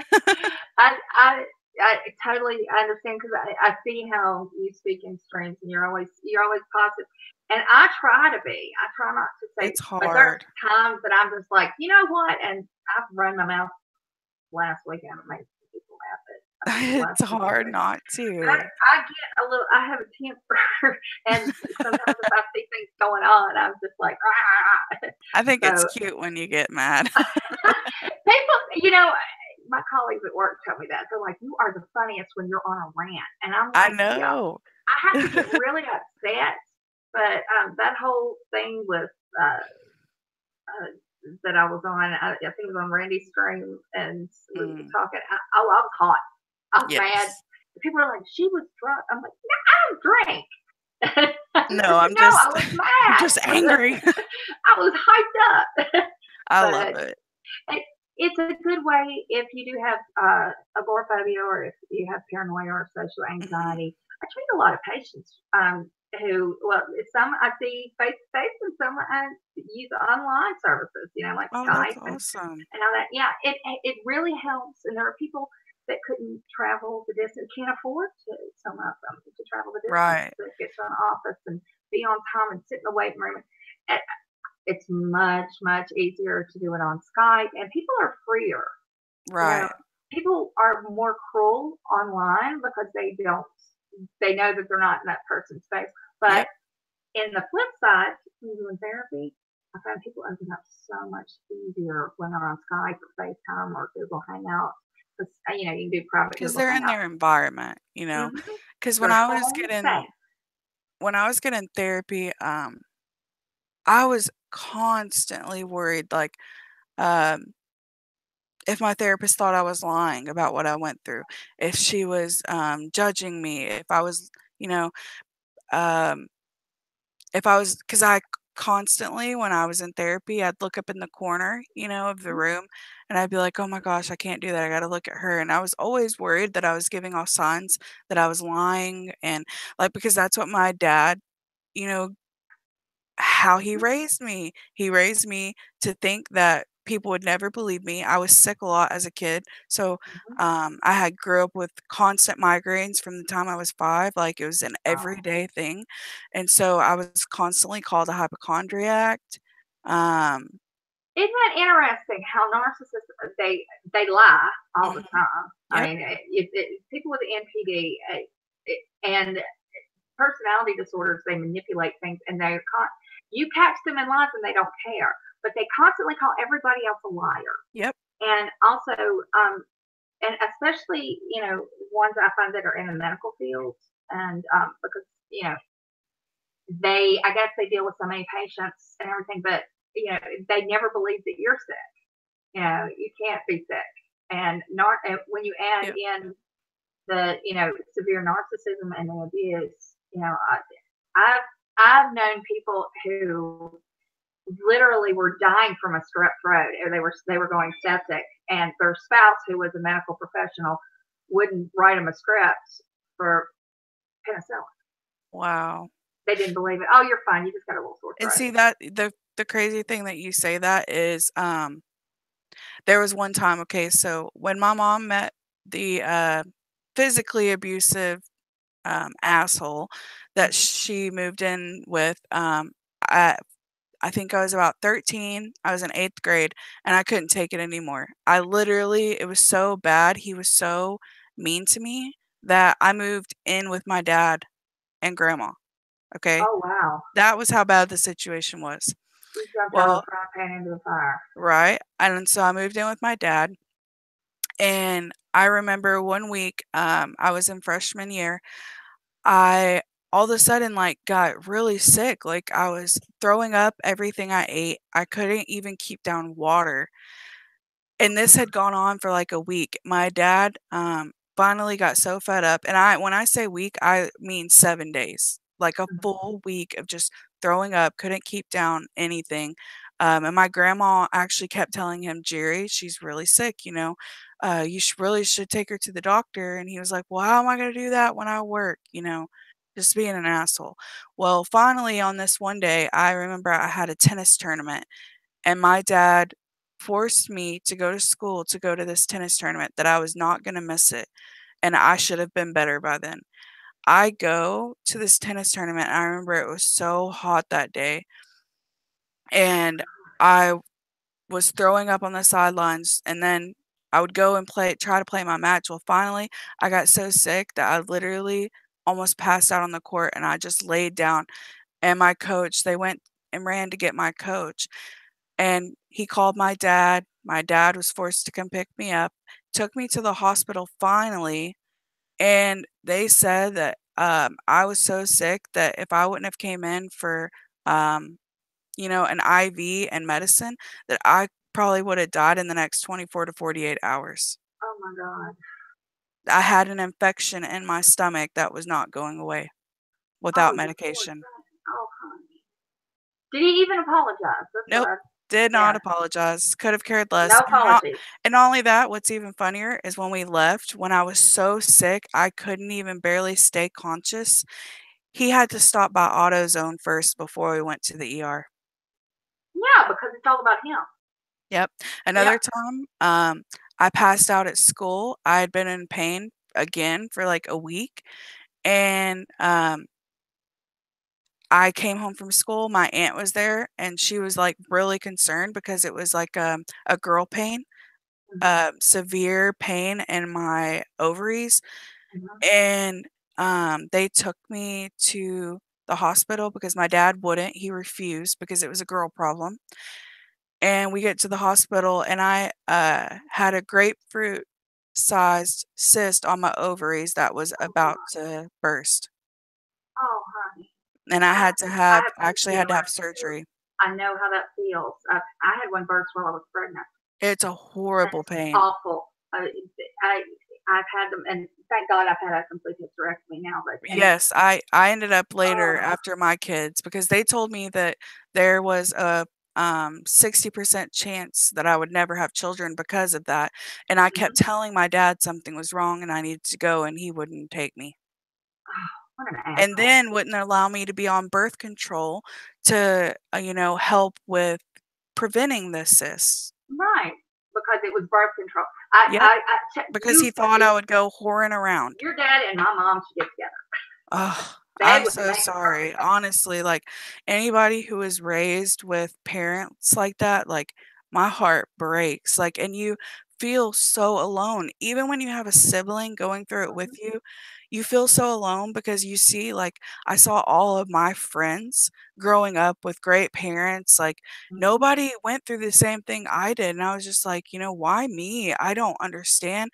I had no one to talk to. My grandparents, my grandma and my mom would just say, "Let it go through one ear and out the other." I heard that so many times in my And you life, can't. like, There's it doesn't work. Let me tell you, when I hear people say, "Oh, it should just go in one ear and out the other, just let it go," Mhm. I'm like, there's something in between those ears. It's called a brain, Right. and we have emotions and the chemistry, and there's a lot of shit between one ear and the other, and it doesn't. It's not like you've got an empty head. So I'm just like, that's bullshit, and it's just plain fact of the matter. And you know the and if you notice, you didn't tell anybody at school, did you, or your teachers, because you felt like nobody would Oh, believe no. you, and that the guilt would be on you. Yes, and that's even to Mm. this day, I feel like, he's basically instilled in me, like, I hate even going to the doctors because I feel like they're not gonna believe me. I feel like my therapist doesn't believe me. I feel like no one believes me or takes me for my word because of the way that I was raised, even as an adult. Hmm. I'm terrified that people aren't gonna believe me. I totally understand that. You've been conditioned to that, but you need to understand, Jess. We know you're telling the truth. And you can hear sincerity in your voice, and I have gotten to know you in a very organic way, Mhm. and I like you, and because I like Aw. honest people, and I like positive people, and the people that I'm closest with, they know that, and I collect those that I like and try to bring them around me, and that's why I said I know you. Come on, Right. but Aw. it's Thank you, it's Mama really Beth. hard. Oh, you're welcome, doll baby. Listen, I'm 47 years old. I have been out of my parents' house since I was 18. I left just after my 18th birthday to go to Belgium, and I was an au pair. And then when I came back, I got married within a few months, and I've been gone, since 18. Yet it's still in my head that I'm a hypochondriac. I'm a liar. When I'm talking to my doctors, are they going to believe me? And I get nervous myself, even though I've been through therapy, and Mhm. I am a therapist, and I tell my patients, this is not how people see you. It's still there a little bit, and I'm like, wait a minute, I have to tell myself, and this will help you too. Tell yourself, I have results. There are lab tests that prove this. There are psych tests. You're telling your therapist. She's there to believe you. Listen. We know when people are lying. I'll tell you right Right, now. right. You can't lie to me. I might not call you on it, but if I have someone that I'm working with and they're covering something up, I know it's there, and I dig till I find it. And Right. your therapist is the same way. If she didn't believe what you were saying, she'd be like, "Why don't we talk a little more about that? Why don't we? You want to say that? And how did that happen? And she'll bring it out of you naturally. So, but a therapist will never guilt you, and a good doctor will never doubt you. Right. We, I got blessed, that I had an amazing therapist, like, oh my goodness. Um, That she makes helped me me, happy. like, so much, like, and I hear so many people and I was so scared to go to therapy. I mean, it just got so bad that I told my husband, if I don't get help, I'm gonna end up doing something to myself. Because for so long he kept trying to tell me, you need to go to the doctor, you need to go to the doctor. Mhm. And I just couldn't, I, for some reason, didn't think, that anything was truly wrong. And so I finally did, and oh, they were so amazing. And I hear so many people say, horror stories about therapists, and Mhm. I'm just like, oh, I got so lucky because it was the first therapist that I ever went to, the first doctor I ever, psychiatrist, Mhm. and they helped me so much. I mean, I went through like 20 medications trying to find something that worked. That's And hard. that was a horrible experience, honestly, like horrible. And the sad thing is I found one medication, which was Effexor XR, Yeah. Mhm. and it was amazing. And I took it for about a year, Mhm. and it helped tremendously. And then all of a sudden, It quit. I don't know what happened. It didn't work anymore. It does that. Listen, that's normal. Effexor has basically a shelf life in your system. If it worked for you, ask to switch from Effexor to like Lexapro or Celexa. It's a cleaned up version of it, Okay. See, and I tried the, Lexapro and I cannot take that. The withdrawals were so horrible. they Like I are. You brain have to zaps. really. You get zapped. You get zapped with a lot of these. I would tell patients, take it exactly the same time. An antidepressant should be taken in the morning. Right. And And see, even with Effexor, I had them smally. Like I could tell when I needed to take it. mhm, Um, but with Lexapro, it was so intense that I became suicidal. Like it wasn't just little, electric shocks, I would call them, but yeah, it was like I felt like I was being electrocuted on my brain from the inside. yeah, it does. It does. I've been on depression medication, and it's quite a few different ones from time to time. And Cymbalta, I tell you, it gives some people brain zaps. It never did me, but See, I haven't tried that. I recommend that because I know it really works. It's an excellent antidepressant. Talk to your therapist about it. I don't want to tell you to go ask for it, No, write right, it, yeah. but if if you've had good luck with SSRIs before, and just some of them give people brain zaps, some Mhm. and some just don't. It depends on your chemistry. But Right. Well, I've had see, real good luck with them. the only bad thing is, okay, so when that happened, the Effexor stopped working, I got really discouraged and Hmm. I just stopped taking it. I stopped going, because I'd already tried so many medications with, horrible side effects because Hmm. everybody's chemistry is different Yep. and We say everybody reacts differently. And different some meds for of different heads. Right, and Yep. some of the medicines were just so horrible, so I didn't wanna go through that again because I had tried so many to get to Effexor, and I was really discouraged, so I just stopped going. Well, it's been about a year, and I've been, unmedicated. I've been struggling horribly, like, I know I need to do something again, but even with my insurance, for a 15-minute visit to my psychiatrist, it costs $180, and Hmm. he requires me to come every month. Hmm. Yeah. And that my It's husband, not cheap.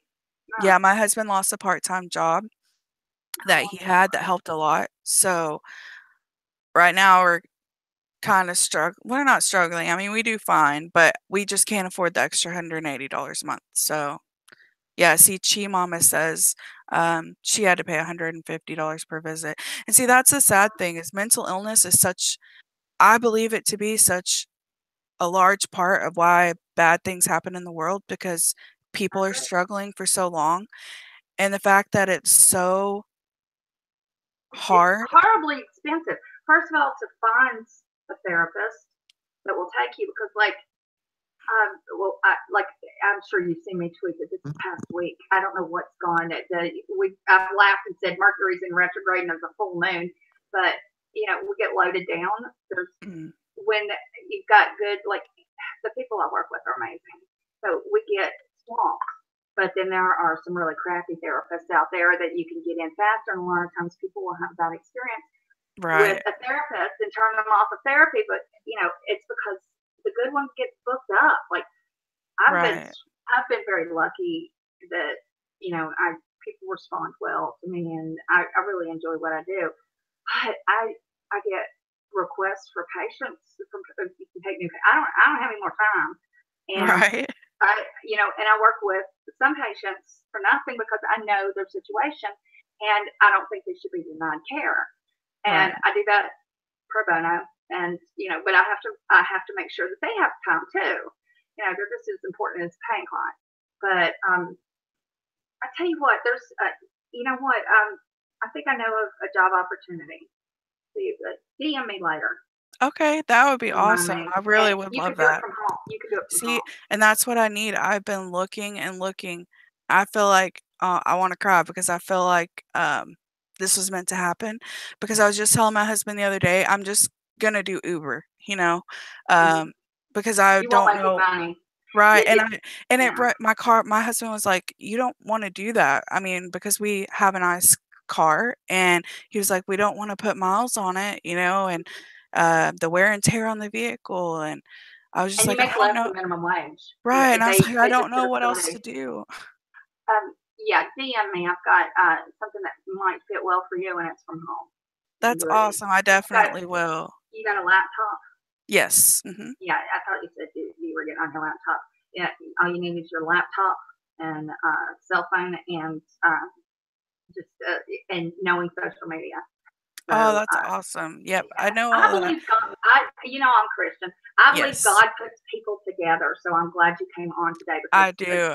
I fully believe that, he looks out for us, and he Mhm. knows when you really, really need something, so thank you, Mama Beth, and I'm so You're glad you welcome. had me on, and I have so many more stories, but Keep on. We want to hear. I want to hear how you met your husband, and okay. did you have an abusive relationship before your husband that Oh, looked like no, no, around? no. Okay, I'm so lucky enough to, never have thank experienced God domestic violence. Yes, I was blessed in that aspect, because but I honestly, saw it, you know? yeah, honestly, with your parents, situation with your mother being abused and your father having MPD, most likely MPD, you would have been a prime candidate for Right, an abusive and relationship. that was the thing is growing up, I always said, "I'm not gonna be my mother. I'm not gonna be my mother. I will never do that. I'll never put myself through that. I'll never choose that." I mean, because I Mhm. couldn't choose what happened to me as a child. I couldn't choose the way that people were around me, but I said, "When I find someone that I wanna be with for the rest of my life, I get a choice." That was the first choice I ever had, in my entire life, and, um people actually, my husband, he's grown into his looks, honestly. Mhm. And I mean, maybe because I love him, he's even cuter, but people honestly made fun of me, because he didn't look a certain way or, dress a You didn't certain look way. like you're matched. Yes, Were you told and, that? Yeah, um, but now they so do. people were always, making fun of me for dating him and stuff, but honestly, he was so good to me, and the first time that I met him, um, I know my it was actually a blind date because I was best friends with someone who was dating his cousin, and so they kinda set us up, and Oh, we went to a haunted house, um, and come to find out, he's a scaredy cat, which is hilarious because he did it just to, hold my hand, mhm. and I remember I lost my flip-flop, towards the end of the haunted house, and I will never forget that he said, "Okay, hold on, I'll go back and get it for you." He went back through about half of the haunted house by himself because I was scared just to get my flip-flop and brought it back to me, and that was Oh, I mean, it was like love at first sight, honestly. I knew right then that he was a good guy. oh, that makes me so happy. I'm always, I know. I am happy when people are in great relationships and you know, have solid foundations that they build on and trust. And because honestly, I hear about so many bad marriages and bad relationships. But when I hear about a good one, it literally makes me want to cry. I I could cry know. right now. I'm like, Aw. thank you, God, for taking care of her. And, and that's what I want for every I one of us. know every woman, deserves to experience that. And I mean, we've Yeah. been together for 13 years now. Our anniversary Oh, is actually in 3 days. Our happy anniversary thank early. you. Our marriage anniversary, and it'll be 8 years for being married. So Oh, because That we is got married when I was wonderful. 18. And he took you out of all of that violence. Yeah, and the upset. crazy thing is that like a week before I met him, I had actually written suicide notes. Oh God. Yeah, I was going to hang myself, and I just didn't get the courage yet, but I already had the notes written. I was waiting for the right time. So, and that's why I told him, I was like, you don't understand, but like, you're my guardian angel because you saved me. You literally saved me. So, He was sent to you. yes, I fully believe that he really was. Okay, you got me crying.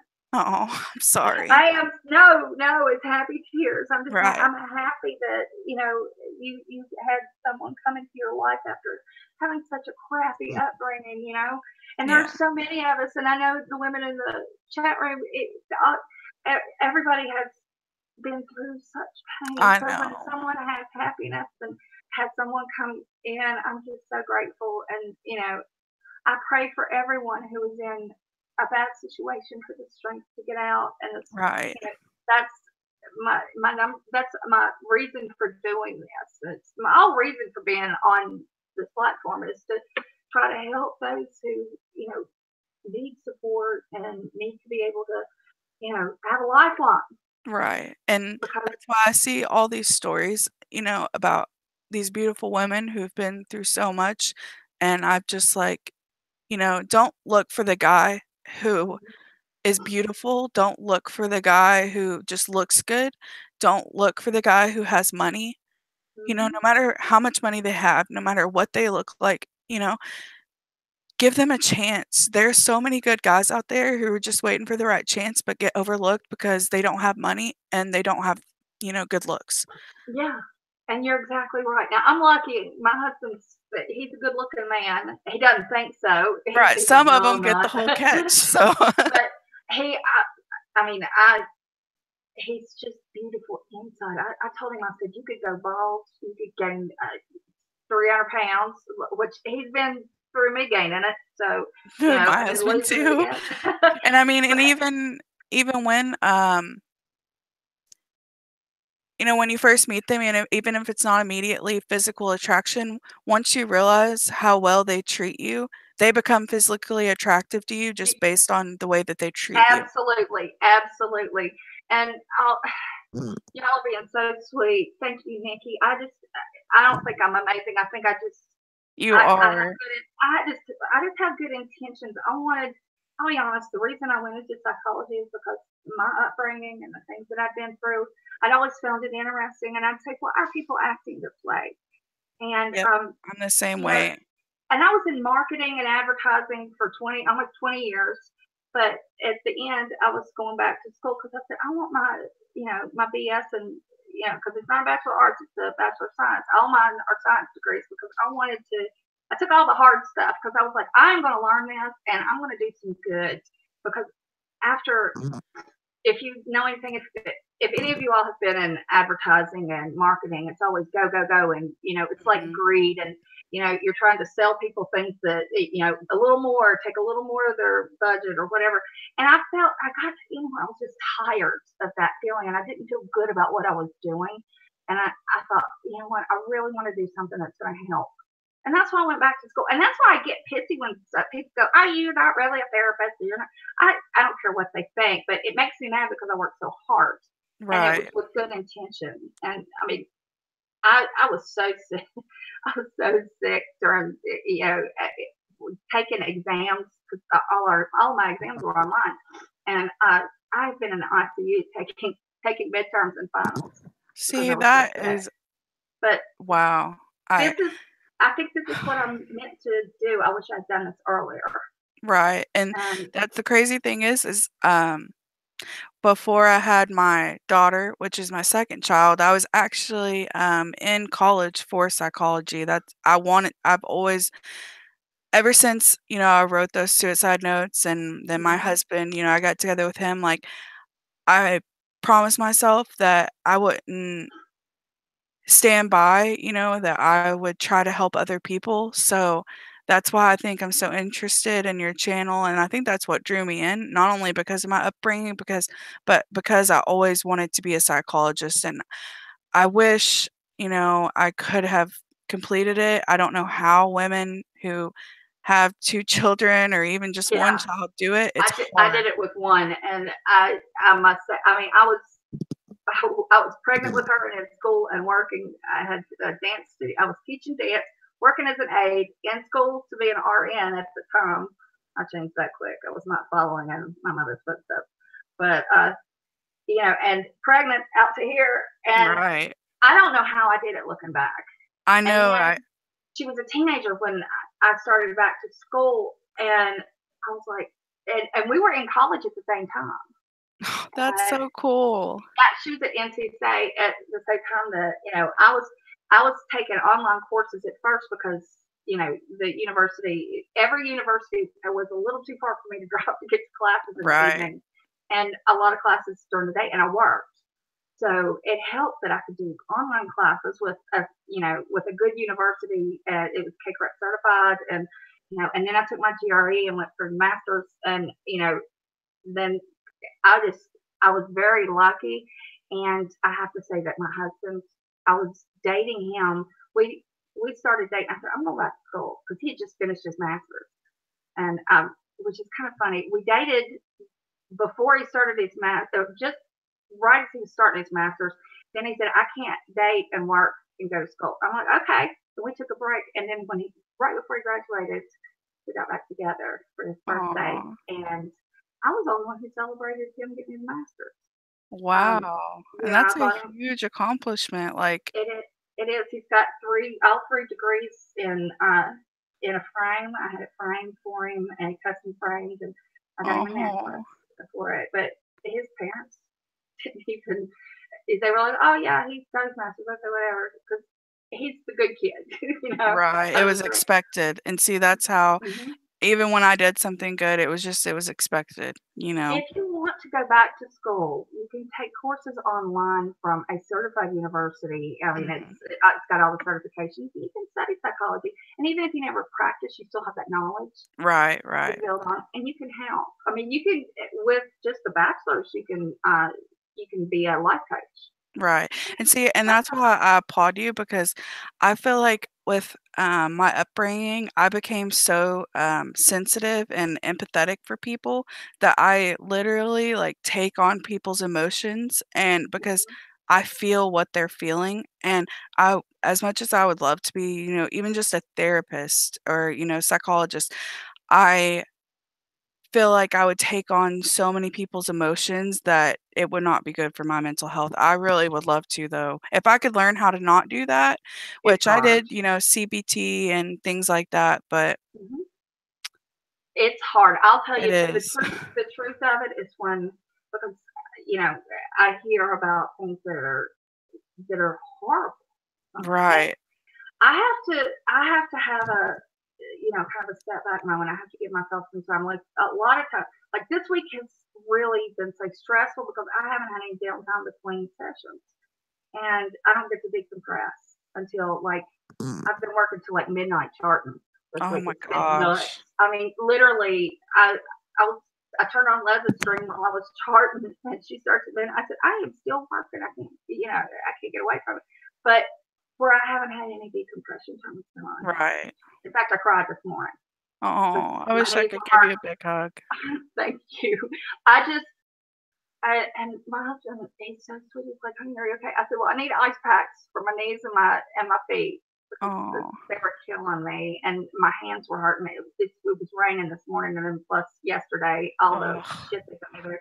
But he did that, and then I just started crying. He's like, "What?" I said, "I just have to get this all out." I said, "I'm just emotional, and it's been stressful." So you do that.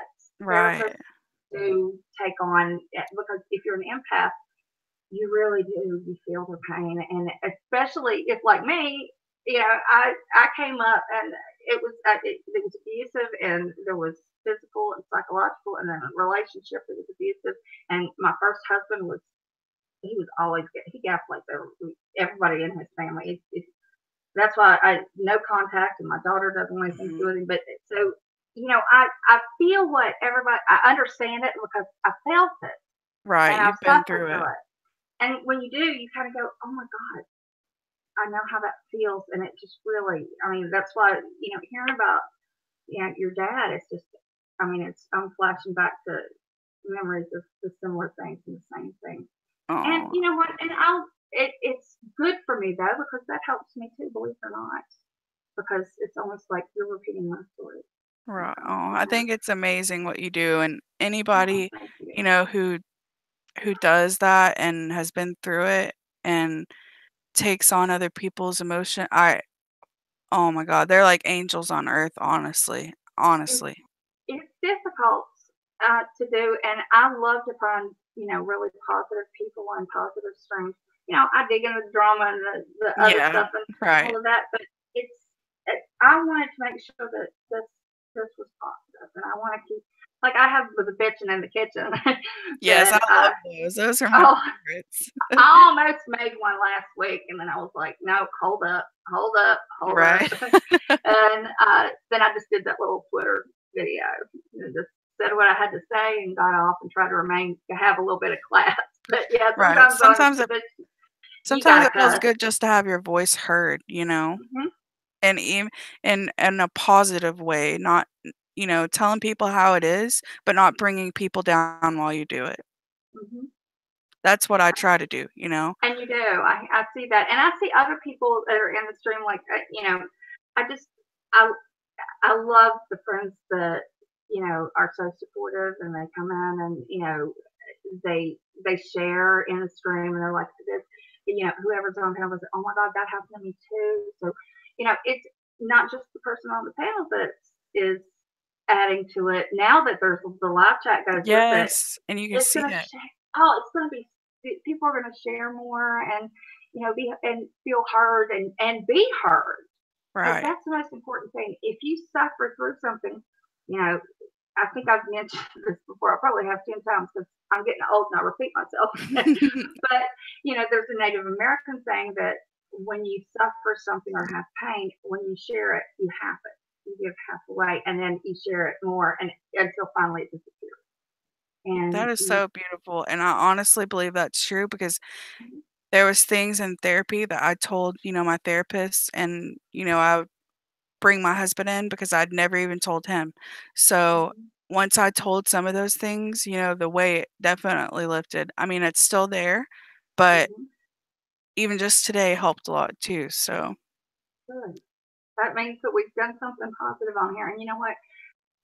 I, everyone who comes on the panel or who shares in the chat, it's not just unburdening themselves, but there are going to be people who come back and watch. Like you'll see, I mean, I've got 12 people in here right now, but by tonight I'll have hundreds who have watched, right. and those people are hearing your story, and now they'll be able to read the chat as well, and have some ways to cope, and maybe they'll come in and join those who are afraid that don't want their name put in, or they're afraid to come on the panel yet because they may not be to that point, or maybe they'll Right. just need counseling, they'll get some therapy to help them with it if they're through a situation, or if they're in it, hopefully give them the strength to live. Right, Yeah. exactly, and honestly, I was the same way, I was afraid to tell my story, um, especially on YouTube because a lot of things, people can just be cruel, um, They but can, and and they take your weak points and poke and dig, and yeah, I see that, and I'm just like, enough. You can be angry with someone, but you don't go for the jugular. right, And and Canuck confidence in lady, yourself helps, a it lot with that, it does. knowing who you are. You don't drag others down when you feel good. When you're Right, up, you want to bring people up. But when I you're agree. low, people drag you low. And I see that. Canuck lady, I am so glad if you're reading the chat, she's been telling Yes. her story and her Mhm. experience, and I'm so glad that she's here doing that. And Nikki, and the, being able to write it helps you get the courage to say it. And Canuck lady, I'd love to have you on next I time. know, she has it sounds like she has a, incredible Hmm. story. She's definitely lived through A lot. Yeah, wow. I'd love to have her on, and Nikki, you as well. You suffered greatly, and those of us, I think you either, like you said, you either survive it and become empathetic and understanding, or it makes you turn, the opposite direction and you become an abuser as well, or you Right. become hard. Even if you never abuse someone, if you've been through so much pain, and I know someone that I have been begging, and she's a member of my ex's family, so I can't treat her. Your ethics say you can't treat your family members Right. and close friends, and so I couldn't do anything, and she wouldn't be open to therapy with me anyway. But I'm like, you've been angry for 30 years, 40 years now. Her first husband cheated on her. He's abusive and cheated on her, and it's a huge story. And he left. They never got divorced. No, they got separated legally, and then he lived with the woman that he cheated with for the rest of his life. And then, but when he passed away, she inherited all his stuff, but she's never even dated. Wow. She was hurt so bad, and she's never healed. And I was just like, Oh. And she's older now. I think she's in her 60s. And I'm like, your life is not over, and you need to get rid of the anger. When he died, Right. she kept the anger. He's gone, but that's And why I'm that's like, so sad that. it's a life wasted.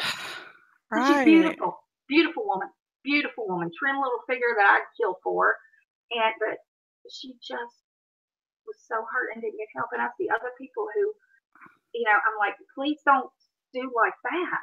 You have to get this out. Don't live your life in anger. But then again, if you're hurt, you need to heal. If you're empathetic and sympathetic and you're on that other side, you need therapy too.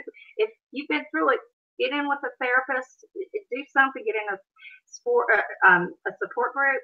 And I wanted to mention that children of abuse and wives or husbands who have been abused, go to your shelter, call the shelter, the homeless, not the homeless shelter, but the women's shelter in your area. Oftentimes they'll have like different support groups that they put together. And like I'm doing this online, but they do it in person, and Right. that is a resource. Also, I think every county and every state has a health department. Well, they usually have a mental health department in there as well, and oftentimes you can find support groups there. And then look online for your city. And Right. I think here it's referred to as MHMR. Okay. Yeah. Wait a minute. Somebody. Beth Diane Patton asked me to be on her panel to talk about anorexia. You know what? That's something that I would like to do. You all in the stream, let me know. Tell me on Twitter. I may put a Twitter poll up if you want me to do a mental health live stream once a week, and I could do it, like on Saturdays or Sundays. Oh, that'd be awesome. Yeah, and have it for everything from, oh, well, shit, I turned my dishwasher on. I'm sitting here at the dishwasher.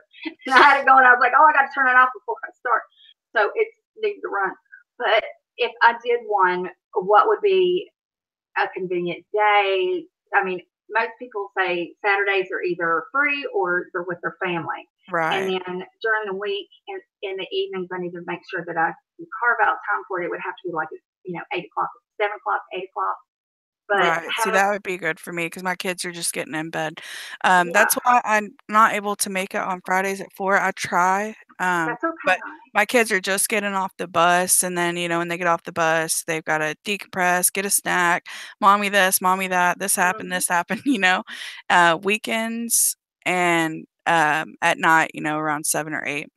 Would you all let me ask you, put a 1 in the chat if you want me to start doing these streams on Saturdays, like today, because I can't.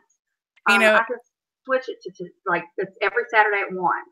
Like I said, it was meant to be. My kids literally had just went to their grandparents like 30 minutes before, and I was like, oh, I'm going to get on YouTube, and I saw you live, and I was like, finally, I get to make it. Well, I'm seeing 1s in the chat, so you know what? I'll announce it right now, and I will put it on Twitter as well. And if you all will all share it to on your Twitters, whether you retweet mine or we will start doing this live stream at 1 on Saturdays Eastern Standard Time, and then I think to do I can probably do back to back. I'll just stop the stream and then start a new one, and we'll do one on mental health. Oh, that's awesome. So I've been- excited. I'll be I able to am make it. too. Yeah, and if I do like this, I would have the 2-hour stream, like we're just past the 2-hour mark. But it's always about this length, and then maybe take an hour so I can go pee, Right. get something to eat, whatever, and then we'll discuss mental health issues and have people on to tell their stories. I like having people tell personal stories, and Right. I'm not diagnosing anyone. I cannot No, diagnose anyone online. Everybody, I get accused of it all the time. But what we're doing is talking about, those Right. who are diagnosed, or if someone has symptoms, and they want to talk about them, or if they're depressed, if they're going through having an eating disorder, if God forbid suicidal, but are just depressed to where you're having suicidal ideations, anything dealing with mental health we'll discuss, and it'll be a safe space as well. And just as a support group, I can't treat anyone that's not my patient, but Right. we can have a good support group. Do you all do it? I'm asking the chat now. Would you all like to join in on just a mental health chat, and we will talk about different mental disorders? And you know what, we can have different topics. If someone wants to talk about tell a story, and they have something that they're diagnosed with and they're working on, and different medications that they're on, and all of that, we can do different topics each week. We can let it flow organically. That would And be awesome either way, honestly. And that okay, makes me sad because you're offering such a beautiful thing for people who may not have the opportunity otherwise. And I feel like, we're just all talking as friends. And for people to put you down for that, you just happen to be educated on the subject, really, when we were all talking as friends. And that makes me really upset because, there's not a lot of people who offer, um, there is, but not very many these days, that offer to listen to other people's stories, offer to give a helping hand as a friend, and lift people up. And for people to try to take that away from someone, come on. yeah. There's a Well, lot of people struggling these days. Like, we all know how the world is right now. Don't try to take beautiful things away from people. and that's why it made me really sad when when after and it started with the guy who's now, by the way, my stalker is inpatient. He's been committed. Wow. I'm glad to Yeah, hear that. I really am. I'm so I can breathe. When I come online, I don't think, oh God, he's made another video, and then all the little Right. there's a group of women that just kept on it, and they would say those horrible things, and I'm like, why do you care? I'm a psychologist. I'm in my kitchen, and I'm just trying to educate people on mental health and do something good. It's not like I'm getting on here and well, like the one who had the awards show, that was evil. And Right. I see people that do that, and she's attacked me, and she and her friend attacked me the other day, and that was one of the things that I was going to have a bitching in the kitchen about. But I thought, you know what, you all are miserable, and you need help. Hurt people. Yeah, but you know what? If they had come in any of these, I would have treated them like a Right. friend, and I would have been good to them as well. Exactly. So I don't understand why they hate that someone's being good and trying to have a positive stream. Maybe they're just angry and they want to lash out at everyone. And but I see it more. It makes me sad. I was angry at first, but then I was sad. Yeah, that's how I am. It makes me upset, and then I always try to think about what the other person is feeling, you know? Yeah. I Um, look at it. I'm like, okay, this is going on. They've got this going on, that going on, that going on, that going on. right. Like, But why? yeah, you've got a lot to work on in yourself. Why not use your stream to, like one of the ladies was saying that she uses her stream for, it was the lady named Michelle, that she uses her stream for support, and that she keeps it positive. That's what people should do. But they're like, oh, but drama gets views. You know what? If they'll finish monetizing me, I've got all my assets. I get plenty of views, but I don't want to do it me. Like Right. somebody brought up my Truthfully Trisha video, and I got 10,000 more views after she did that hateful response video. In 24 hours, 10 grand. I was Wow. like, holy crap. And I even tweeted, I said, use my videos anytime. Just put the link in the description.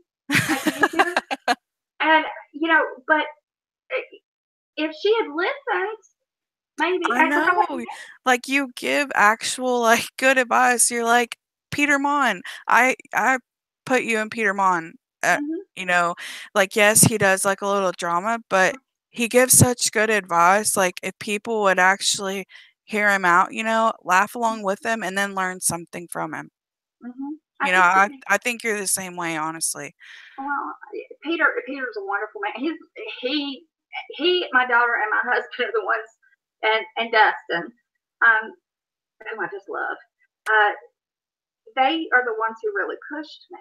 And Peter's stream was his YouNow was the first I had ever been on, and it was so easy for me because I've always been outspoken, and I talk all the time anyway. And, that's why we love you, though. Well, thank you. Apparently, I give some people migraine. Oh my goodness. Yeah, I got told that. But I have chronic migraines, and you've never given me one, so I'd consider myself an expert. That's good, because I'm like, maybe they need Imitrex, or right. something. Put them on Topamax, they'll be fine. Because I've dealt with migraines when I get real stressed. I get migraines, so I take Topamax, and it helps with anti-seizures, and it helps with it. Also, it's a mood stabilizer. Topamax actually got me off of Dr. Pepper. It made sugar. Really? Yeah, anything that had sugar in it tasted horrible. Yeah, it will change your taste, but people lose weight on it. You'll see a lot of doctors that prescribe for one another Topamax because it's a mood stabilizer. It helps with your anxiety. And see, I didn't know that. It will help with anxiety, and it keeps you from going manic. Wow. That's what I really like. If you can tolerate Topamax or Tegretol. Tegretol doesn't help as much with weight loss, but Topamax does. And where I'm on it, it's always helped bring my and it's an anti-seizure medication, and I've had seizures, and which it does really good for me. And there's some others that do well that I've tried in the past. The Tegretol worked, but I like Topamax better. I've been on it for a long time. And it's a good mood stabilizer, and it has a lot of side benefits. But I just, when I look at the people who say the ugly things, they're the ones that are unhappy, and I think they're just mad because maybe they want my attention, and maybe they want me to reach out to them. I've thought that several times, especially about a couple of women who have just been really hateful. I started out as friends with them, and then they started getting meaner and meaner, and I can't co-sign that. Right. I can't co-sign when it's me. Even my friends who do drama, if it's me, I'll see them. I think you need to stop. Come on, lay off. This is going too far. And I'm, try to do that. But I started out as friends with these women, and I would have gladly helped them feel better in any way I could. But the thing, the hardest thing to learn is you can't help someone who doesn't want to be helped. Exactly. Yeah. Or doesn't admit they have a problem. Exactly. A lot of times people, they will just not acknowledge that there's an issue, and that makes it hard. You can't pick somebody who does, or give somebody a lifeline if they won't grab the rope. And that's exactly how my dad is. He doesn't have a problem. Everybody else does. And my mother always says, "Yeah, it's not me, it's everybody else." Yep. And I'm like, really? Because everybody else in the family is. I know. It's just the whole world against you, right? Exactly. And you just kind of shake your head and go, it's there, to just take it.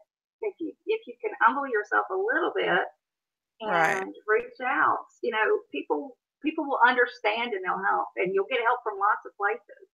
And but you can't fix everybody, and there's always going to be someone. My daughter said, when you're making an impact when you get haters. I'm like, she's like, don't get Exactly. mad. But yeah, at least my stalker's gone for now, because that I'm was a so glad to nightmare. hear that. Yeah, And I also have experience with stalking, so that's why I kind of stayed away, because I also I had told PTSD people. from that. So Yeah, I told people there were several big channels that were like, "Do you want us?" And I said, "No," because he'll do the same thing to yep, you. He started out with Martin, and then went to me, and then Josephine, and where I don't know where Josephine is today. She usually mods. She's probably with her kids out somewhere. no, She's always out and going with those youngins. She's a good mom, very good mom, and she's gotten a lot of crap too. But that this makes me guy, sad. it really was so upsetting. I've had stalkers that, when Madeline was little, I think, I forget, she was just little.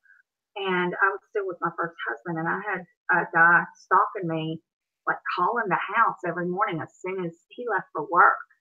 I would still be in the bed, Madeline would be asleep, and the phone would ring. And he would tell me what I'd worn and where I'd gone and what Madeline was wearing the day before. And Wow, he would sit outside my dance studio, and he would even say, "I like the dance to this song, and I like the kids that are in this class." And I'm like, "Where are you?" I mean, that is creepy. I was at a crossroads, and there was a gas station, like right here's a gas station. That was an empty building. That was a restaurant, and then the building that I was in. And I had a large bay window at the front of the building, and I had like half curtains because parents wanted to see, and I would say, "No, you're not coming in." I don't do like you see Abby Lee Miller. She has the waiting room like that. I don't do that. I never. I'm like, no, because y'all interfere, and I don't want to hear anything from you. Just pay me, let me take care of the kids, and if you don't like it, then you talk to me in private after. But Right. but so I ended up, having to get like blinds put up, and he followed me across state lines to a mall, and I finally got the state police in on it. But I had, and my first husband, he's he's so off in his thinking. He took it as a compliment. He's like, "You should be flattered." I said, "I'm scared to No, death. I'm carrying right? a gun everywhere I go because of this idiot, and I don't know who he is, and he won't tell me." Finally, state police got involved, and they did like a little sting, and they caught him, and he got charged, and and it turned out that he had seen me once. It was my ex-husband's family company. They have a large vending company, and they do gambling machines and all that. The secretary's boyfriend had seen me when I was pregnant at the company Christmas party, and he became fascinated with me, and he finally tracked down our number, and he knew everything about my husband's job, so he knew what time he left, what time he got back in. But then he was following me everywhere in his vehicle, and he didn't have a job. She was the only one working. And I'm like, it was just out of the blue. And then I See, and had another, people don't realize that's how easy it is. One yeah, person, could just see you somewhere and then it changes your entire life forever, yeah.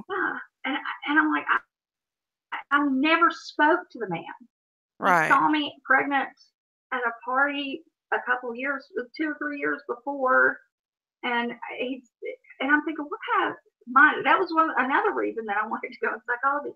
But I had another stalker that was in I guess, early 2000s. No, the mid 2000s. Remember when AOL chat rooms were big? Yes. Okay, well, there was one that I went into, and I had a lot of friends, real life friends, and that were in there. And in fact, my bestie that lives in Pennsylvania, that's how we met.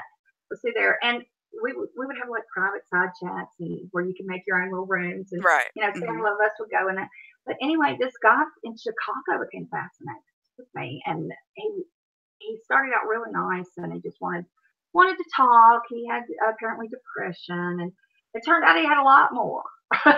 But he Wow. actually I blocked like 15 numbers because he could change his cell phone number so he could get through to call the house phone. I didn't even have a cell signal where I was living, and I was taking care of my grandmother.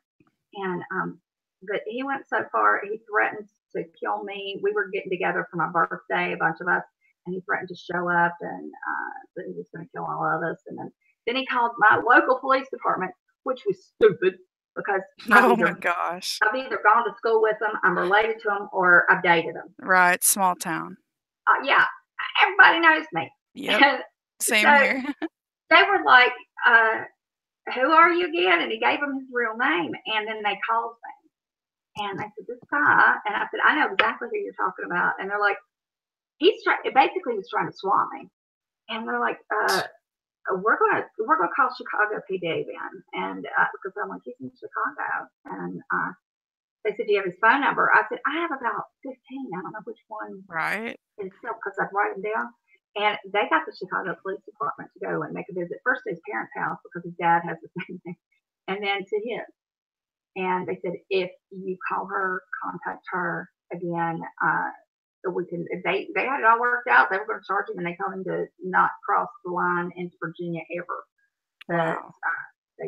that he would be arrested. And I don't know if it's still going on because it's been so long. But like, man, there's so many Looney Tunes out of here that want to stop women or stop men. I've seen women. See, I think that would be a good, a good stream topic. If you wanted to do topics like you said before, would be stalking, like even just, like a PSA or what to watch out for, and because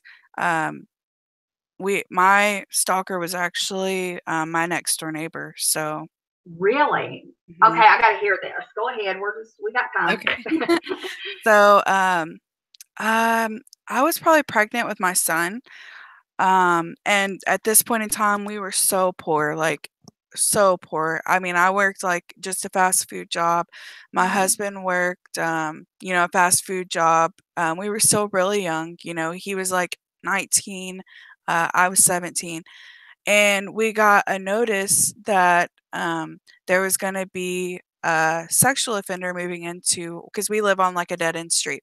So we got a notice in the mail because they have to inform you when a sex offender is moving, within so many miles of you. Well, he just happened to be 2 houses over, but where they live, because we got a house on the same property, we just pushed it further back.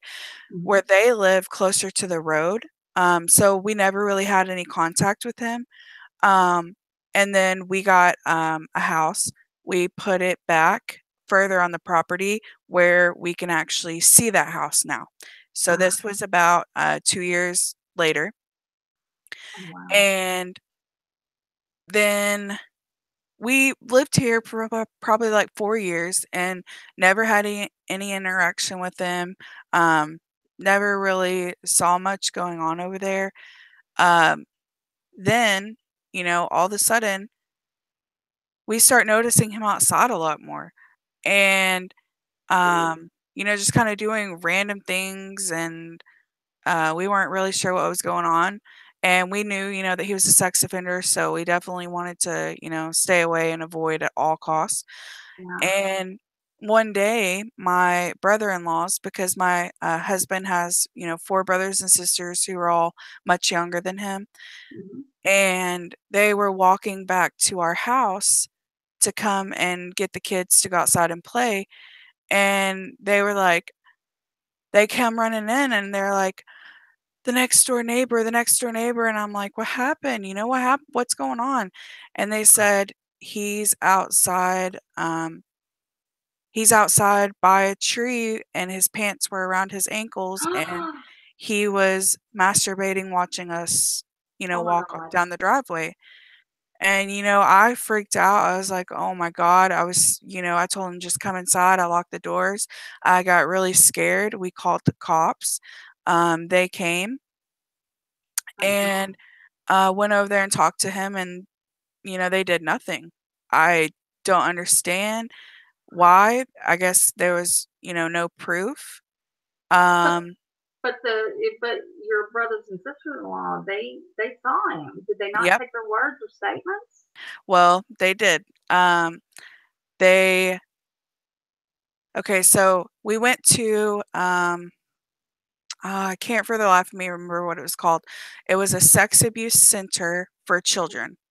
Oh, I can't remember what it was called, but because we had showed them his picture, because it's at least a good 500 yards away, and yeah. because he was on the sex offender registry, we wanted to show, the kids, if he comes up to you, don't talk to him.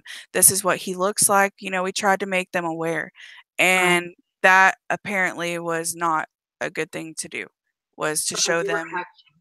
Right, and that's what they felt like we were doing, which was not at all the case.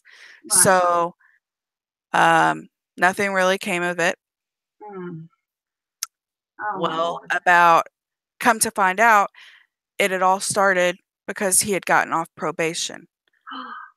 So at this point Oh. in time, he was no longer being, or parole, he was no longer being monitored. Mhm. And so then, one day, about probably like a month later, 2 months later, maybe, we were outside. I can't remember. I think we were playing with the kids on the little play set. And all of a sudden, I was more aware of him at this point in time. So I look over.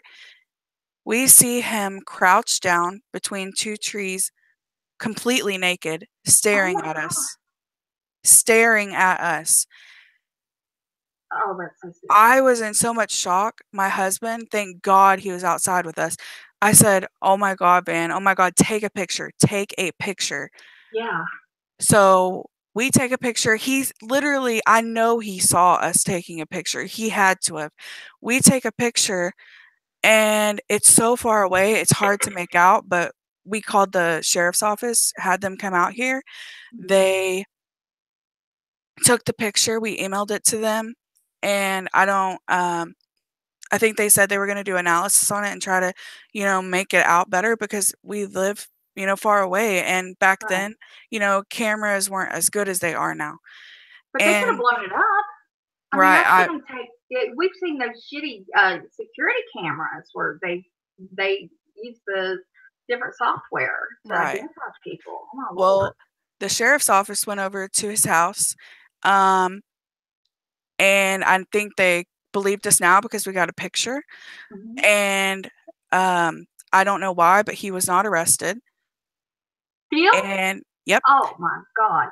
and then that night, um, I was here with my sister and my best friend because my husband at this time worked nights, so I was by myself at night, Oh Lord. I hope and, you had a gun. no, I didn't at this point, but very shortly after that, we got one. Good. So, we're sitting on the couch, we're all just talking.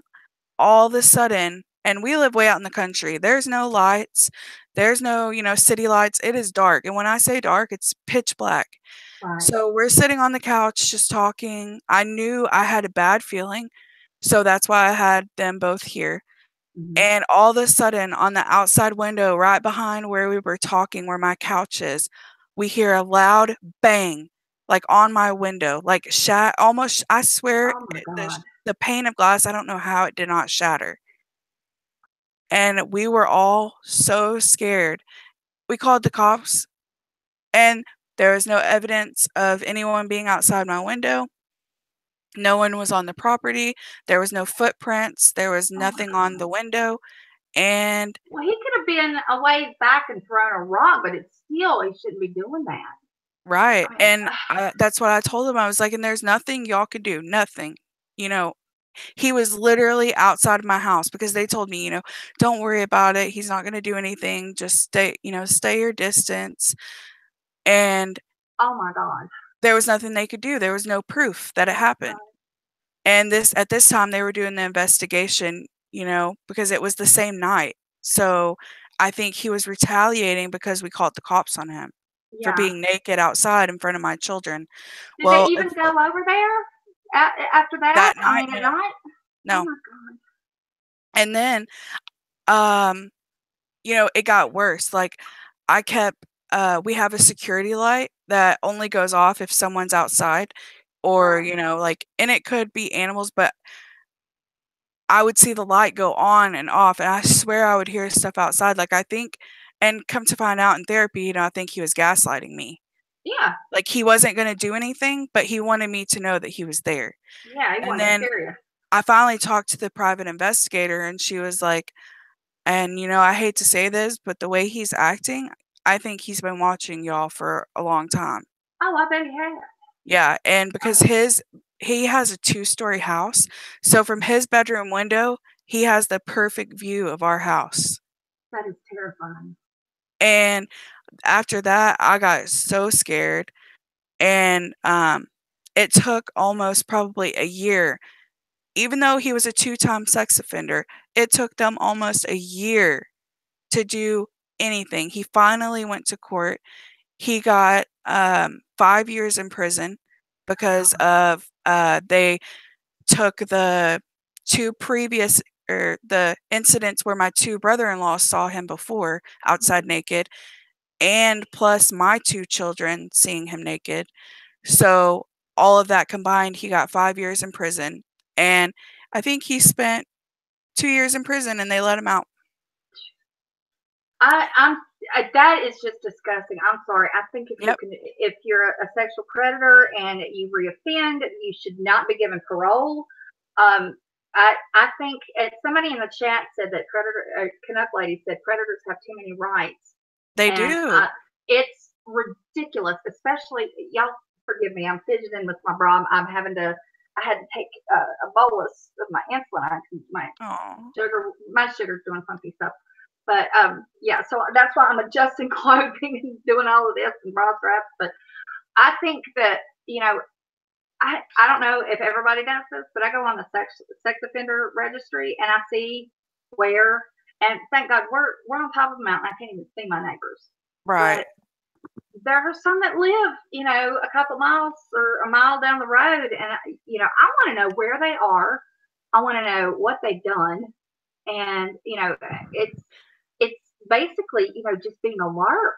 Right. And the sad thing is, the neighbor that lived next to us, they had a teenage son that would ride up and down the driveway to go get their mail on the lawnmower. And he had apparently seen him numerous times, and they didn't want any involvement, so they did not call the police on him. They were terrified that he would retaliate and did not call the police. They chose to ignore it. You know, and it is a travesty that exactly people who are victims are afraid to get any help. And when you do try to get help, a lot of times the burden of proof is on the victim. And how do you prove that you saw someone standing out naked? I mean, thank God we got that picture, because I think if it wasn't for that picture, nothing would have ever happened. Thank God. Thank God y'all had it. You know what? Having cell phones and cameras makes it, for me, if I see something and I need to take a shot of it, I can take a picture. But it's scary that the victims don't have more rights than the predators when the burden of proof is always on the victim. Yep. You know, but and I understand that you don't want to accuse someone, you know, wrongly, because that changes their life. But if someone is doing something, like, you could be convicted of and be put on the sex offender registry if you're caught peeing in public. Like, if you go to a park, which I mean, we live in the mountains. A lot of times, if you're on a lake, there are no bathrooms. So we do it. We do too. We live in the country, you know. Yeah. Well, if someone sees you and they take a picture and want to make a complaint, you can be charged with, you know, public exposure. Right. And see, the crazy thing is that's what I kept trying to tell the boys. I was like, well, maybe he was just peeing, you know. Right. Maybe he just had to pee. You know, he was out working in his yard and he had to pee, and they were like, no, you know, they were very adamant that he was masturbating. They know the difference. Right. See, and that's where I think the laws for this, you know, if you're showing yourself to children, obviously you need to be convicted and put on the registry, because that's just sick. But if you're in the woods peeing and, you know, and a hiker comes along, like, I'll tell a story that's kind of funny. And when I told him that there could be consequences, he's like, you're kidding.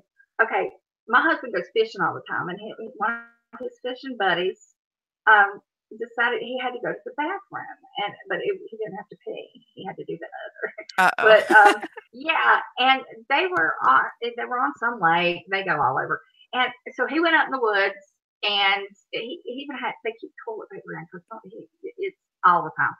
And he goes up and he squats down and he thinks he's hidden, and a troop of Boy Scouts goes right by. Oh my goodness. I said, "Do you realize that if someone had taken a picture of you, you would have been convicted of public exposure and to children, Right. minors?" And he's like, "What?" And I said, "Yeah, that's illegal." And he was like, "Well, I had no idea they were coming by." I said, "Right, but if one of them, but they're allowed to be there too." And you need to think before you do stuff. So they're a lot more careful if they have to go to the bathroom now. Right. I told my husband, I said, "You just hold it." And he was like, "Well, we're out there all day." And I'm like, "Well, find a bathroom." Right. But, go back to the dock. And that's the whole thing is they don't want to go back to the dock. And you know what? All those people who fish, they do the same thing. Because it's big, thick woods all the way around and mountains. But, I don't think, I think you have to look at stuff like that. Like he could have been, convicted as being a sexual predator. You have to look at that and say, okay, what were those circumstances, and does it really need to be on a registry? And look at the other stuff. And I think there need to be harsher charges. Oh, for sure. And I understand that there are people who make false allegations and things, but I mean, this literally went on for 2 years, and they're like, I would sit outside and it could never be proven. I would sit outside, and at this point in time, I smoked. So I would sit outside because I never smoked in my house, around the kids. So I would have to go outside, at night if I, you know, had to go smoke, which, if you're addicted to smoking, you understand, you'll do what it takes. I used to smoke. When I did now, I use the e-cig, and now the only time is when I have to take pain medicine. It's the only time I crave it. So yeah, I vape now too. So thank God for vaping. But yeah, I would sit outside, and it's so dark out here. Like if you live in the country, you understand. And I would sit outside, and we live on 15 acres, long wise, not really width wise, but long wise. And I would sit outside and I could hear him whistling. He would do it on purpose. And it didn't sound like he was over on his property. It sounded like he was directly like in front of me, like far away in front of me, but I could not see because there were no lights. Oh my God. And now even when I hear whistling, like I get so nervous. Yeah. And that's PTSD. If you've got PTSD already, yes, and if something else traumatic happens, you can once you've experienced post-traumatic stress disorder, you get it with other things easier. Like someone else who had that happen who might not have been in it, in your situation growing up and had your, PTSD, they might not have it like you would. Right. But I see. And they're talking in the chat about this because Nikki Lee said CPS handed kids that were abused sexually back to the abusers, the mom. Paperwork disappeared. The woman was charged with sleeping with her son's 15-year-old friend. You know what? It is a shame.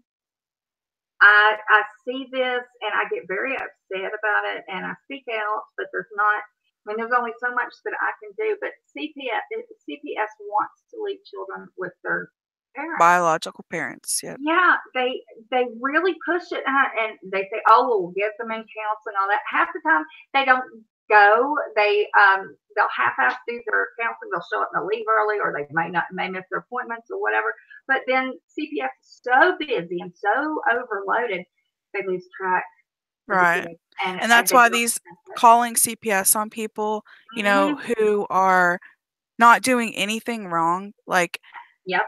Stop doing that. Like, you don't understand that there are so many kids out there who need help, like legitimately, and aren't getting it because people are calling because they're angry at someone or because they want to get back at someone. And that's the easiest way to do it, because guess what? All you have to do is make one phone call, make up a lie, and bam, you're done. Come on. Yeah, it really infuriates me, all this stuff and through the different channels who are arguing. Keep your argument. The kids don't need to ever be brought up. Ever. and stop the calling CPS and calling people pedophiles and Exactly.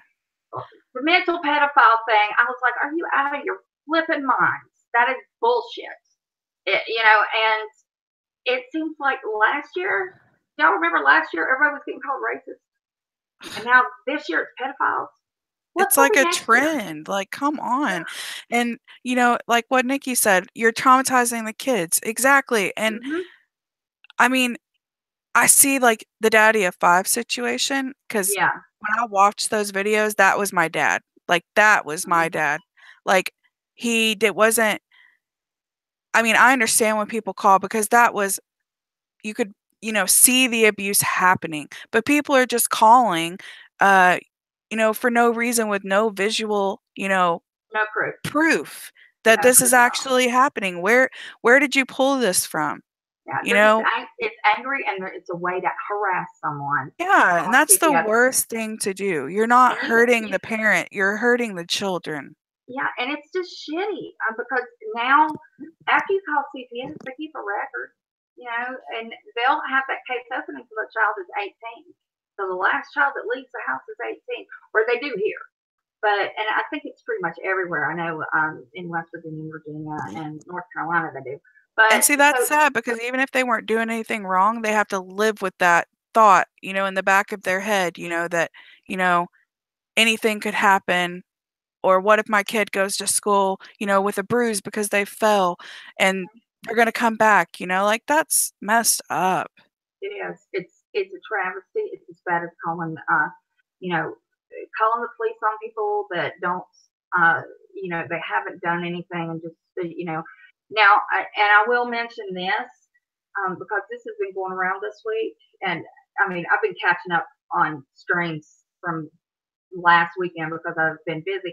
I do it when I chart. So I was listening and the whole thing, and I don't like to have drama on this channel, but I remember when Katie was so worried about Rebecca and Mama Bear's daughter, Rebecca was really flipping out. And yes, Katie definitely did the right thing. Katie did the right thing. She did. It was twisted to say that she was talking about Pam's daughter, and that wasn't true.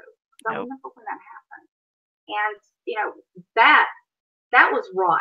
Katie was in the right on that. She wasn't being malicious. She was worried. She was really upset. Because if Rebecca had been pushed and actually chose to take her life because of it and nobody called, guess what people would have said? There were 350 people watching plus 350 people plus, and no one had the heart to call. Right. And I think Katie's very brave. I was watching. I'm like, I can't do anything. I don't know anybody's address. I don't know. I don't think I even really realized where they lived. And I certainly don't know how to get in touch with Mama Bear and don't want to, but I would have tried to call Rebecca if I'd had her number.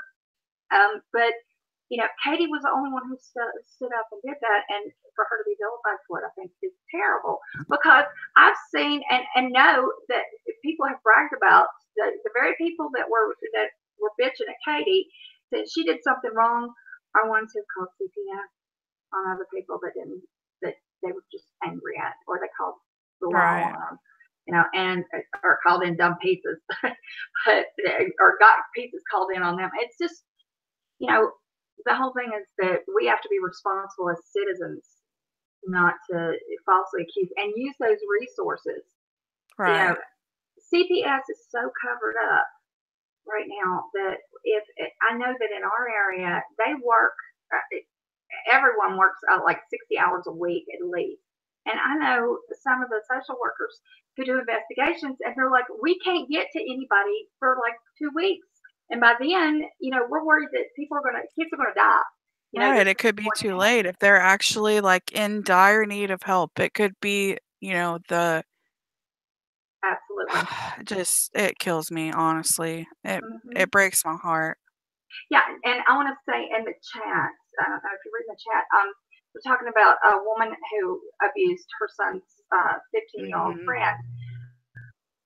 Boys are just as traumatized yes. by sexual abuse from a woman as girls are. People, people try to rush it off and say, "Oh, good going." You watch Housewives? Does anybody know? Y'all watch the Housewives, Real Housewives? I watch all of them. I kind of like my guilty pleasure. My mom does too. She's the same way. Well, Joe Gorga was asked. He's on Real Housewives of New Jersey. His wife is Melissa, and somebody asked him because he's always talking about sex and paraphernalia and all that. Somebody asked him when he lost his virginity, and he said 9. That's child abuse, and nobody said shit except me on Twitter. I said, Joe Gorga, you are a victim of child abuse. At 9 years old, you don't have the mental capacity to make that type of decision. And I was just like, and people were like, "Oh, he was a boy and he did it." I don't care. No. Boy or girl. Yeah, that's Boys wrong. are traumatized by sexual activity with adults. And I don't know how old the girl or woman was, but I was horrified. And, the whole teachers with, male students, and they get slapped on the back like, "Hey, this is something great." Well, when I was in high school, there was a cheerleader who was 15. And what was that? Did you fart? Oh no, sorry. I moved my my microphone up away from my mouth so I could vape. Oh, okay. Like, what in the world? But she was a good friend of mine. She was, a cheerleader, and she was beautiful. She won the school beauty pageant and everything. And one of the football coaches was sleeping with her, and she would tell us in detail where they were, what they were doing. Well, my dad was a teacher. He taught chemistry and biology at the high school, and then he also taught at the college. And I was afraid to tell my dad because, okay, my dad has anger issues, and I thought he's real strict about how you treat the students. Like, you're not allowed to say a cuss word in the class. If a girl's immodest, he'll throw her out, and you have to have chemistry graduate. Oh, so he was a hard ass teacher. Very much. You either loved him or you hated him. Right. Yeah. So I was afraid to tell my dad, but finally, after a while, the rumors were getting around, and he asked me, and I said, "Yeah," and he said, "Why didn't you tell me?" I said, "Because I was afraid to." And he said, "Well, we're going to take care of it." And he and the other teachers talked, and they went to the school board or whatever, but he was gone after the end of the year. He didn't come back, so they got rid of him. But the whole thing, she was 15, and wow, yeah, she could have been having sex with another student, but that would have been consensual. He had power over her, and I've said many times, if that happened today, she would, as soon as she'd have told a student, they'd have told a parent, and he would have gone. But they knew about it before the end of the year, and let him just go out work out his contract to the end of the year. And I'm like, this is crazy. And the things you hear now, I think we hear more about it because kids are more open and they have more ways to report. Well, see, I think it was like I was in 8th grade, so it was about 2004. Yeah, 2004, around that time. And my school takes stuff very seriously because I had a really creepy band teacher, right? And we were trying on, me and my friend Anna were trying on our band uniforms at the same time. And our band teacher, had to, they had to do alterations, so he had to like measure us and stuff. Well, his hand slid across my breast, and I was like, I kind of, got taken aback and kind of caught my breath because, I was sexually abused. I was molested when I was younger, and so it kind of caught me off guard, and he already kind of creeped me out and gave me a bad feeling, like a bad vibe, and he just looked me dead in the eyes and said, "Oh, don't worry. If I meant to do that, you would know." And oh my God. I was in shock. And, my friend Anna just looked at me. We didn't know what to say. Well, when we got out of that room, we kind of told our friends, like, this totally just happened and we didn't know what to do, because we were young and you don't realize, and you don't want to get in trouble. I don't know what it is, about being not, he didn't, I know he didn't do it purposely, but it's what he said afterwards. Right. So it's almost as if it was a violation, but it wasn't. And so you feel like you're going to get in trouble or you're at fault. And well, someone who we told ended up going to tell the principal, and they called us in to ask us, if it happened. And we told them, yes, this did happen. And that same day, he was put on leave. What I don't know what you call what do you call that one? Like leave without pay. Yes, an unpaid leave of absence, and he never came back after that. I hope I hope that wherever he went next, that they called the school. Oh, and I pray. got- Yes. That's the thing, the coach that was sleeping with my friend, he'd only been at our school for a few years, and I'm just thinking back how many other students had he done that to? Right. And before he started in on her, that maybe didn't say anything to anyone. And where had he come from before? I mean, he was a youngish guy, but I'm sure there's never just one victim. If you follow, like in the classes and in my experience, if you follow someone who has a history that they've raped someone, that they've sexually harassed someone, and even if they get in trouble, it's like they don't just do it once. It's just Oh, there's no. only one person that they got caught with, Right. or that spoke out, and that's why. I mean, like, I have absolutely no sympathy at all for anybody who has raped a child molester, Oh, no. a child predator. Frankly, there's no cure for that. And people are debating that because the DSM-5 that pedophilia as a mental illness, and it is, because you got to be sick in the head. I'm sorry to even think about that, and then to act on it. And that's two different things. You can have the urge, and then you can act. And there are actually it is a mental illness. It cannot be treated. There is no cure. But there is actually a group. I don't know if I've talked about this before or not. There's actually a group of men and women who are attracted to children, but have the moral compass to choose not to do it. They know they have an attraction, but there's actually a support group, and they're like, don't go to parks, don't go to schools, don't even look. Just stay away, go to your work, don't work with kids. And the crazy thing is they're on YouTube. Mm-hmm. I've seen that community. Yeah. And it's crazy. I actually found one channel where it was actually a woman too, and she was like trying to convince people wholeheartedly that it was okay because kids, need love too, and like trying to make it okay. And I'm like, NAMBLA. That's sick. No. Yeah.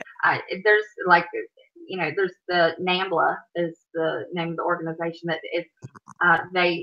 they are all child predators, and they say that sex before 8 or it's too late is their motto. And oh my God. They have, and the government keeps track of them, and they all get busted for having like pictures and movies, child porn, right? Child porn, and I'm like, I'm glad almost that there's that group, so they can be convicted and proof found on them. Right.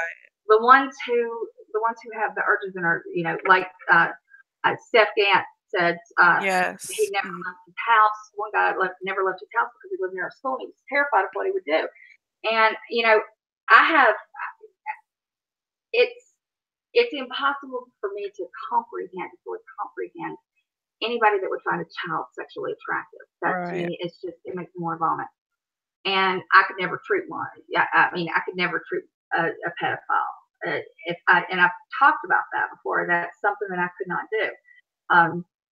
But at least they're trying. Yeah. And I know I've heard stories. I don't know them, but that they've castrated themselves. They've got a full castration, so they will never be able to do anything. And then they also have to avoid, because there are other ways to molest a child. And I just think that's so. I would hate to be in their shoes, but I would hate to be their neighbor. Right. That's why I want to keep up with who's around me. And see, that's like the next door neighbor. I don't know how to. I mean, he was a pedophile because it was always children that he targeted. Because the whole reason why he was already on the sex offender registry is because he did the same thing to a little girl neighbor, and he got in trouble for that. And I think he only got probation, or probation. I think the first time you offend like that, you're on the list, and anytime you do anything after, go to jail. And they say, oh, well, in jail they'll have this happen and they'll be killed in jail because of this. Well, you know what? They did it, and I'm not gonna cry. If they acted upon it, they weren't, Exactly. It's like I say, it's one thing to have the thought, it's another to do it. Right. And that upsets me.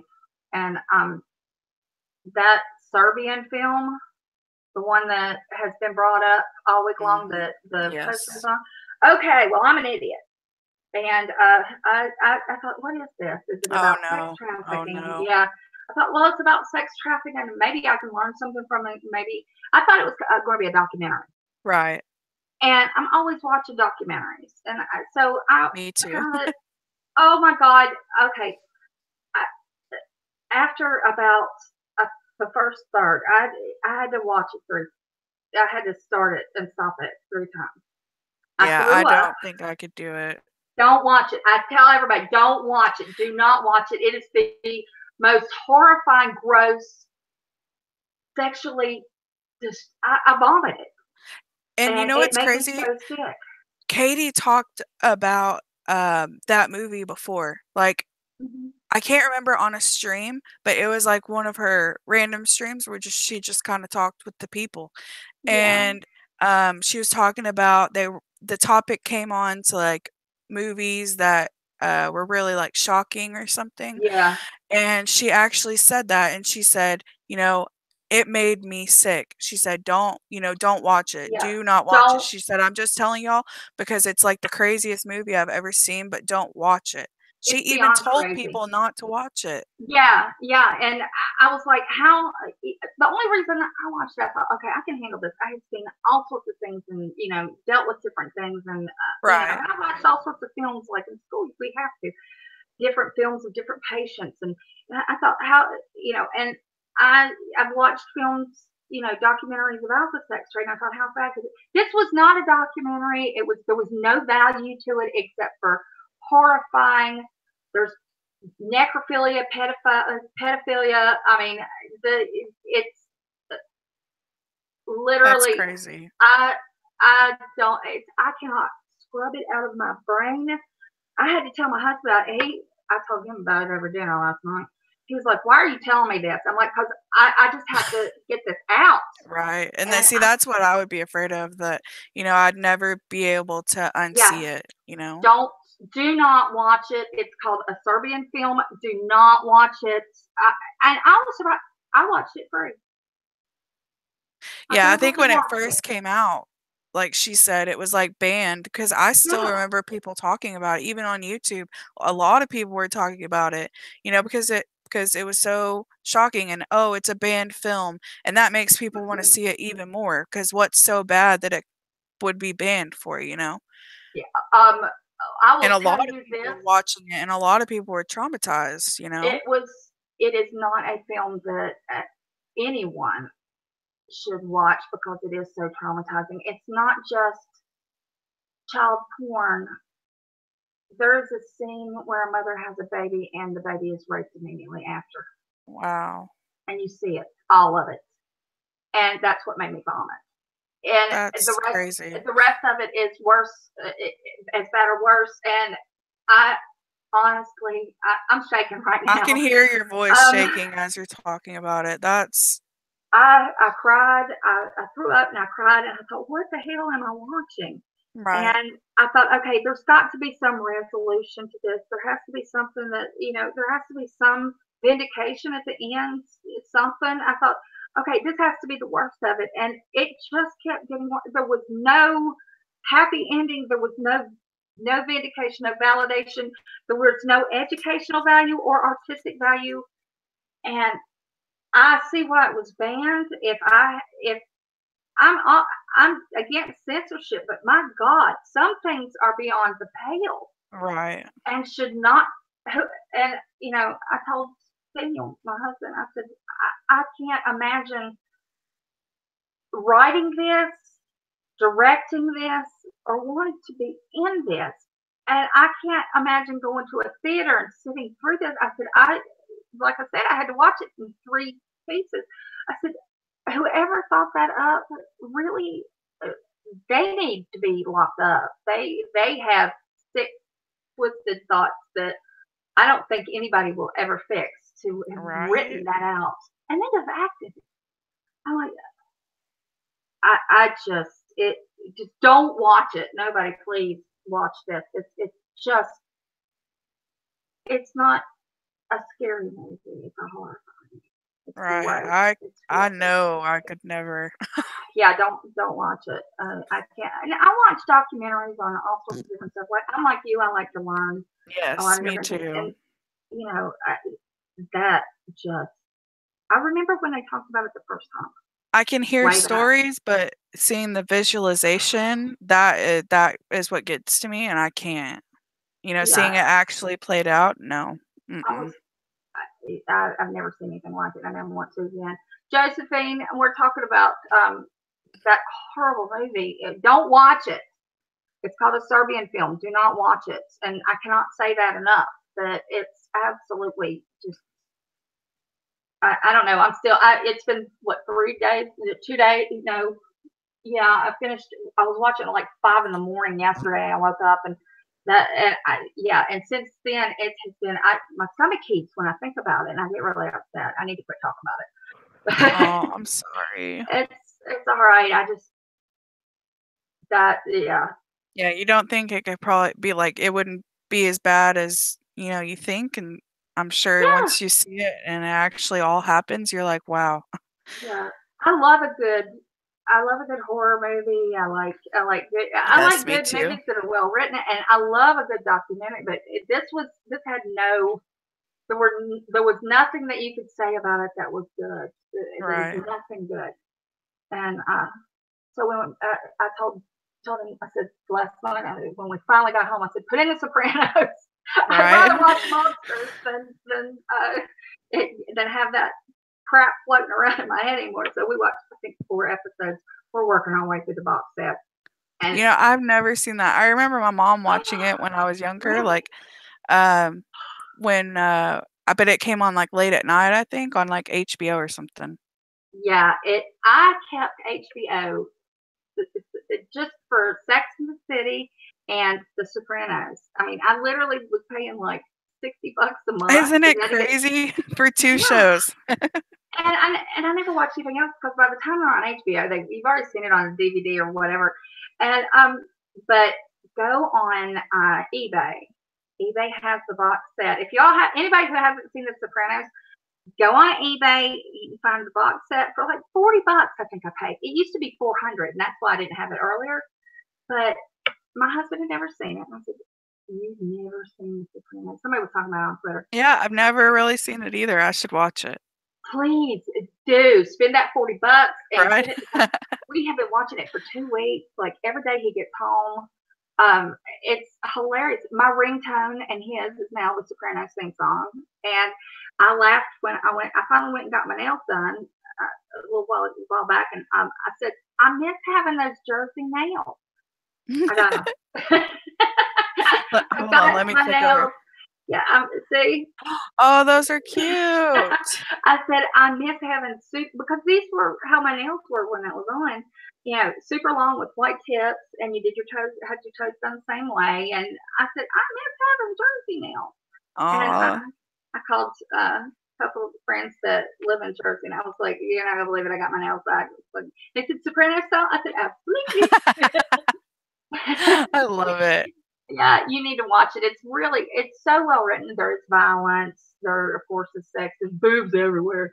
But my husband. We love boobs around here. It's all good. Yeah, boobs are. Everybody loves a good boob set of boobs. Right? They're so squishy. Yeah, all my gay friends have felt me up. I make a joke about it because I had my breast done, and they were like, "Let me see." I'm like, everybody, But yeah, I told him, I said, "You're gonna love it. There's boobs everywhere." And he's like, "What?" I said, "Yeah, they meet in the Bada Bing Club, and they all have underwear on, but there's bad boob jobs everywhere. Most of them are bad." But yeah, get the box set and watch that. It's I really definitely will. serious. I'm always looking for a good show to binge watch. It's good. A lot of people are sharing that they've been molested or had and you have, and you know people are sharing, and I think that movies like that, or if you have gone through that trauma, don't watch it. Don't watch anything that has anything about molestation or their triggers. And one of the things that we teach, in CBT, since you've been through it, know your triggers and stay Yep. away from them, avoid them. Right. And we teach that in DBT as well. But borderline, I just use that with borderline patients. But CBT, you learn what you can handle. And I foolishly didn't know what I was getting into with that movie, but finding out if you have had childhood trauma, if like I can't watch some movies if there's, if they're set where I grew up and they show people as being cruel or abusive, or I have a problem with that. Now I treat people who have gone through abuse, and Yeah, I think that's fine. visualization is a huge part. Even auditory, like hearing that, not necessarily hearing the story, but hearing the sounds, smelling the smell. That's what really gets me. See, we have Plymouth Lady, and I Want Sushi, and Nikki, and it's they. The last statistic that I saw said that 1 out of 3 women will be molested or raped. And that's Like, terrible. It's horrible. And then I was thinking, I have. Yep, And me too. so they're right in the statistic, and and people say, well, women shouldn't have rights or whatever. I think every woman should carry a gun as long as she's not, as long as she's mentally stable. Learn to fire a gun and carry a gun. I just think it's smart. Yeah, I hated guns. Like, I don't know why I always felt uncomfortable around them. Did not like them. I did not want one in my house, but after the whole thing with the stalker happened and I was here by myself every night, I had no way to protect myself, against a huge 6-foot man, 300 pounds. Like, what would I have done? The only thing that was going to stop him would have been a gun. And that's what I say. Like, people don't believe in gun rights until you've been through something to where you need to protect yourself and you have no other way to do so. Absolutely. Honestly. It evens the playing field. Now, do I think that, all this stuff, teachers being armed? No, I think there need to be armed guards at school. But I think every woman should have a way to defend herself. Mace doesn't work. Let me tell you, I've used mace on somebody and had them still come and beat the shit out of me. The guy that I was with that abused me, I maced him once to try to get him off of me. I had mace on my key ring. You remember back when everybody had those little maces? Sprayed it directly in his eyes. All that made him was mad. It makes him stop. That's what they say, and it makes them angrier. And they'll keep doing what they do. That pain just translates into you more pain. So no, I think women, get training. I mean, we've had guys. I'm in the mountains. My dad taught me to shoot crows off a wire when I was 7. I was using his 22 rifle, and then he taught me how to crazy. But I was good at it. Right. Women are statistically better shots than men because they don't anticipate recoil.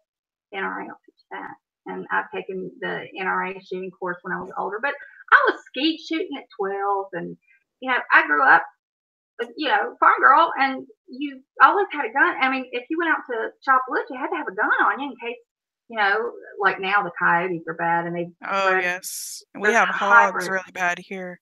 Oh yeah, they bred with wolves, So they're Oh like my coyotes. gosh. Coyotes they're aggressive, but they're like you don't think about how vicious they are and how they can tear you up, but they do. They kill cows. They kill cows around here all the time. That's why everybody's like trying to kill coyotes Right. and get I rid saw of an them. episode on I Survived Mhm. where a guy was walking down the road in the middle of the night because he had to get to work. He had no other way. And three coyotes like surrounded him and they Yeah, teamed up to take him down and he almost didn't make it. yeah, they will. My granny on my granny's farm. You know, my uncle Charles, whom I just love dearly. He and his wife, my Aunt Linda, they go to take care of my granny every single day and take her, make sure they've got her a hot meal, Oh, and then they fix her food, make sure she's got everything. They're so good to her. that's so And sweet. I'm so grateful to them. They're wonderful people. But he has to set traps, and then if the trap doesn't kill the coyote, he has to be armed. He was armed Sunday wherever there. I said, "What are you strapped for, buddy?" And he said, "I've got to go and check traps later." And he said, "You have to shoot them. You can't get them out of the trap and kill them any other way." And he said, "You just shoot them in the trap." But he said, "I think he's taken 12 in the last month. I think it was." Wow. But otherwise, they'll kill the cows, and they'll definitely kill the cows. Oh yeah, So, for sure. like here, our neighbor raised wolves, and they, of course, he got in trouble for it, and instead of killing them, he let them go, and which was stupid because they became hybrid with Yeah. the coyotes, and now we have them running around, but we can't let the dogs out at night Yep, same without here. watching them. Yeah, part of it. But Canuck Lady, you're talking about psychics. That's interesting to me. We need to talk about that too, I because know. I've been I curious.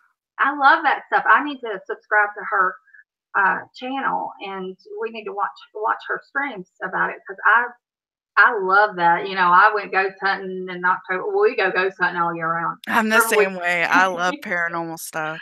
and Supernatural. and I don't tell people this often, but like I know when my daughter's upset without her calling me, and she knows when I'm upset without any, we just know there's like that connection. And my grandmother and my mom were like that. That's so amazing. Like a Yeah, it's telekinetic crazy. emotion sensor or something. Yeah, and it's only with the women, and it's only on mom's side of the family. But my Dee Dee would call. My mom would be upset about something or going off, because she always was. But my grandmother would call and she'd say, "What is going on? I know something's wrong."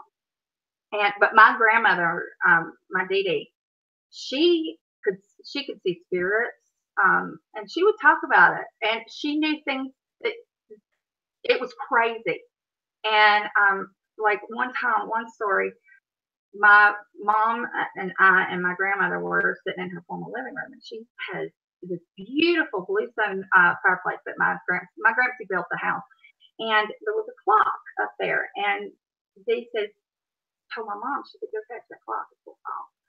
And mom got up and she looked at it and she said, "No, it's not. It's all the way back. It's fine." She said, "No, it's gonna fall." And they went and held her hands out just like this, and a clock fell into it. And mom said, "That's spooky." And then another time, this was after my great grandmother died on that side. My great grandparents lived in the house next to my grandparents because my grandpa had bought their house for him. He was good to his parents. And mom was walking from their house, and it was after my great grandmother had passed away. And she said, "Hattie's walking with me." Mom said, "What?" She said, "They're probably with me." She said, "Yeah, she's right there." And she said, "Something's going to happen." And I forget what it was because I was real young. I was like 8, but I remember something did happen after that. She said she's warning you, and she would tell you things were going to happen before they did, just random out of the blue. She was so interesting. She's the one that I took care of for 4 years, and Wow. she was amazing. But I bet she had some stories to tell. oh, she did. She told everything. Told me everything. I Yes. know every family secret there is. I love it. But Madeline, since she was little, we would do this. And especially when she was a teenager, you know how emotional, moody Oh, teenagers are. yes. I have called up school, the high school, and I'd say, I need to speak to my daughter. And because they weren't allowed, there's my ice maker. They weren't allowed to have their cell phones out and on. They Yep. weren't allowed to have it. She always did have it with her, but Right. anyway, I have called that school several times and said, I need to talk to my daughter, there's something wrong. And they'll find her in the bathroom crying. Wow. And I'd be like, I'm coming to pick you up. And, and it was just emotional girl stuff. I mean, nothing bad, but, Yeah. just arguments But with friends. when you're a teenager, everything is bad. If it, you feel like it's the end of the world. Yeah. Yeah. I know remember those feelings. Yeah, I remember feeling like that too. And I thought, you Mhm. know what? I wish somebody would come pick me up. And, Right. I know. So, But that's all of what it. that's what I always say. I do for my kids what I always wanted done for me, Yeah, that's what I've always tried to do with her. And Right. she's a little spoiled, but she's spoiled. She says, I'm a princess. I'm like, yeah, we know. But That's so sweet. My kids are too. I can't say anything. yeah, you know what? But I'm proud of them. I think kids should be spoiled in a good way.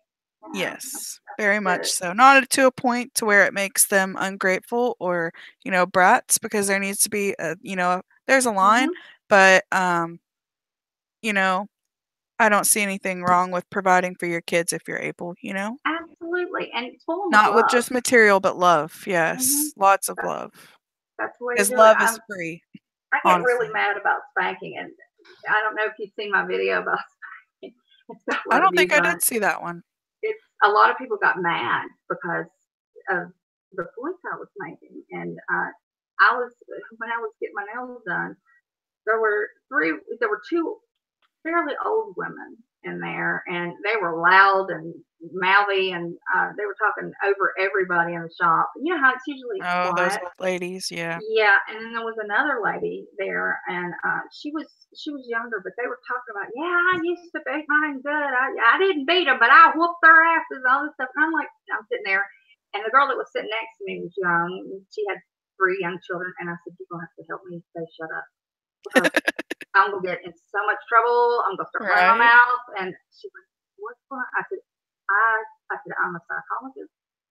I don't believe in spanking children. If you hit a child, that means you cannot conduct yourself as an adult.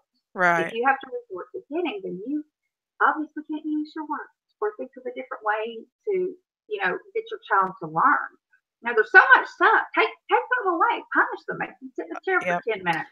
My Make kids them do chores. my kids are more hurt by taking the things that they love or that, fill their time away than it would be for me to spank them, honestly, because I was Absolutely. spanked as a child, with Yeah. I call it abuse because it was a belt that my Yeah. dad used with the metal studs on it all over the belt, and that's what Mm-hmm. I was, spanked with.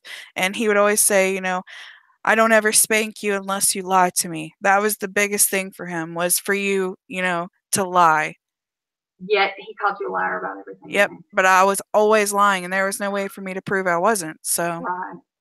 Yeah, I have a real problem with spanking. I mean, I can like no, doing like that is one thing. Like when Madeline was a toddler, I'd say no, don't touch, and I'd pat her hand.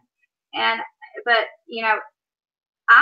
she would beg me, Mom, please, just spank me. right, let's Shut just up. get it over with. Yeah, and I'm like, no, I love you. I'm not gonna hurt you, but you're gonna sit here and listen to me talk, and you're gonna learn the lesson, and then you're not getting your computer or your phone, and you're gonna be breaking late. Right. See, I only ever hit my kids when they were, little, they were learning. It was only when they were about to get seriously hurt, like putting their hand on the stove or, trying to do something like that. And I would just spat them on the hand so that way they associated whatever they were doing, with pain so that hopefully they wouldn't do it Right, and again. I pat her on the hand. I say, don't touch that, but she listens because I always talk to her logically, and the rules were logical. And Yes, I like an sit there, adult. yeah, Yep. and kids are smart. They understand that you can't do this because if you do, this will happen. And I used to do this with her, and I know one of these days she'll do this with her kids. Um, she'd start to do something. I'd say, no, you can't do that. Stop. And she'd say, let's debate about it. And I'd say, okay. I And love that. it was so cute. She was like 3 maybe when we started. I mean, she was real young. I'd say, well, let's debate it. And I'd say, why do you want to do it? And she would tell me, I want to do it because of this, this. And I'd say, oh, well, I don't want you to do it because if you do this and this and this, and then I'm going to be upset with you too because it's not the right thing to do and I told you not to. Now, you think about it because if you do it, you're going to get this happen and this happen. And I'd say, you want to do it? And she'd say, no. Right. Now, sometimes she would win a debate. Like she'd say, I want to go outside and play. And I'm heading outside and I'd be like, no, we're getting ready for dinner. Don't go. And she'd say, oh, let's debate about it. And I'd say, all right. And she'd say, it's going to be a while before you fix dinner. And I'd say, it's going to be 10, 15 minutes. She'd say, okay, well, can I play for 10 or 15 minutes outside if I don't get dirty or do anything wrong and I won't leave the yard? Okay. So she would win that debate. Aww. So there was always a possibility that she could think it through and that I was open to suggestion and the debate. And yep. And she felt like she could have some sort of control, you know? And I think that's really big for kids, honestly. And like, you don't let them control everything, but some things, you know, you let them have a say. And I honestly believe that it teaches kids that they're not always, you know, so out of control and have no choice and no freedom, that they constantly, you know, do things that they know are wrong, but just because you never let them do anything else that's not wrong. Right. If that like makes preacher's sense. Kids. Right. Yeah. Preacher's kids. You know, exactly. We talk about that. They're so strict on them and they have to be perfect because their dad's the preacher and all this stuff. They're the ones that end up doing all the stuff before everybody else does. You know, and they run wild when they get a chance. And that's what anybody would do. If you're trapped, you're going to try to run eventually and try to have some control over something. And I see Steph is talking about that she doesn't believe in spanking either. And she said that some woman, I think she said, her kid smacked her in the face and then she spanked him and she called her a hypocrite. And I think that's absolutely the truth. Right. How do you teach children not to be violent if you're being violent with them? And see, and like what else she said, I just don't see any good in it. It doesn't teach respect. It teaches fear. Punishing with your voice and consistency breeds respect. And see, that's like my dad. He wanted us to respect him, but we never respected him. We feared him. Right. We were scared of him. I don't ever want my kids to be scared of me, ever. Yeah. My daughter laughs. She says, the only person I'm ever scared of is my mother.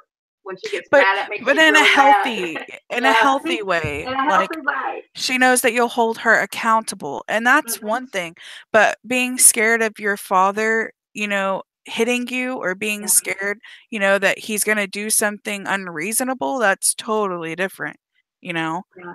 I have people, they'll say, you know, when I tell them, you know, you cannot hit your kid, and they're like, spare the rod, spoil the child. I said, that was what, 3,000 years ago? Haven't we learned something since then? They also believed that you could put spirits, that people were possessed by demons when they had mental illness. And come on now, and I mean, not only that, but 3,000 years ago, I mean, what were you gonna do? Take away the rocks that they are playing with? I mean, take away their stick. These days, we have more capability of, you know, disciplining our children than just hitting them. I fully agree, honestly. Yeah, one of the things that they'll say, well, I was spanked and it did me good. I'm like, really? You enjoyed being hit?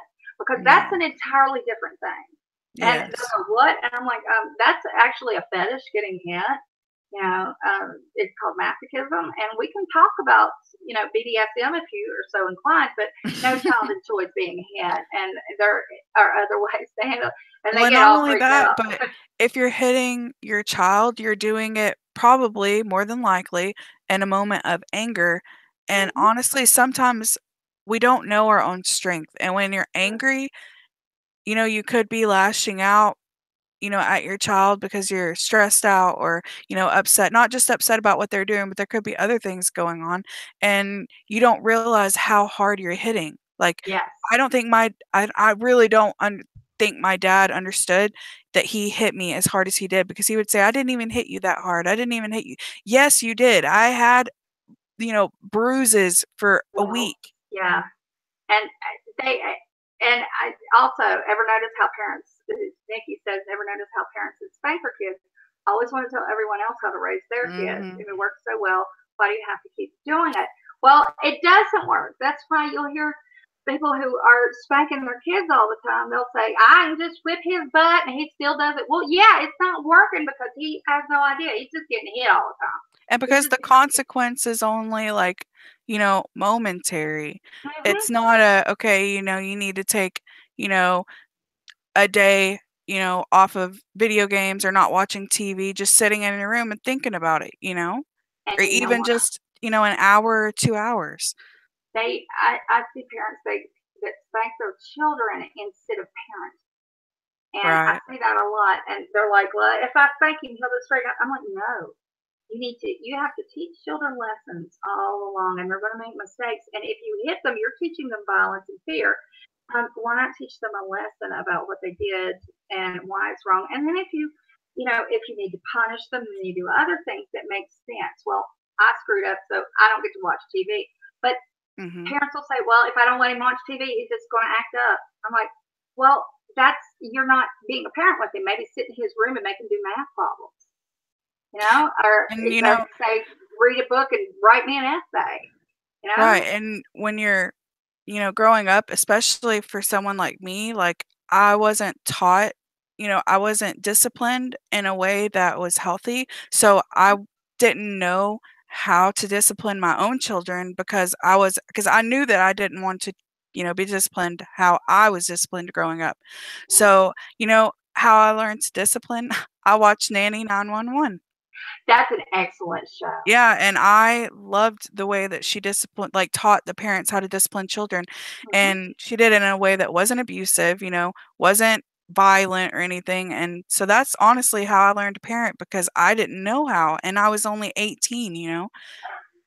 Have you ever noticed that at the beginning, the parents and the children hate her, and then, or whichever one's on, they hate her. But by the time she's done at the end of the week, they're all like, "Please don't leave us." Right, because they see how much it does help. It really, if you, teach your children, like, what Steph said, how, like, why what they did was wrong, and, how it's affecting everyone, not just, the kid.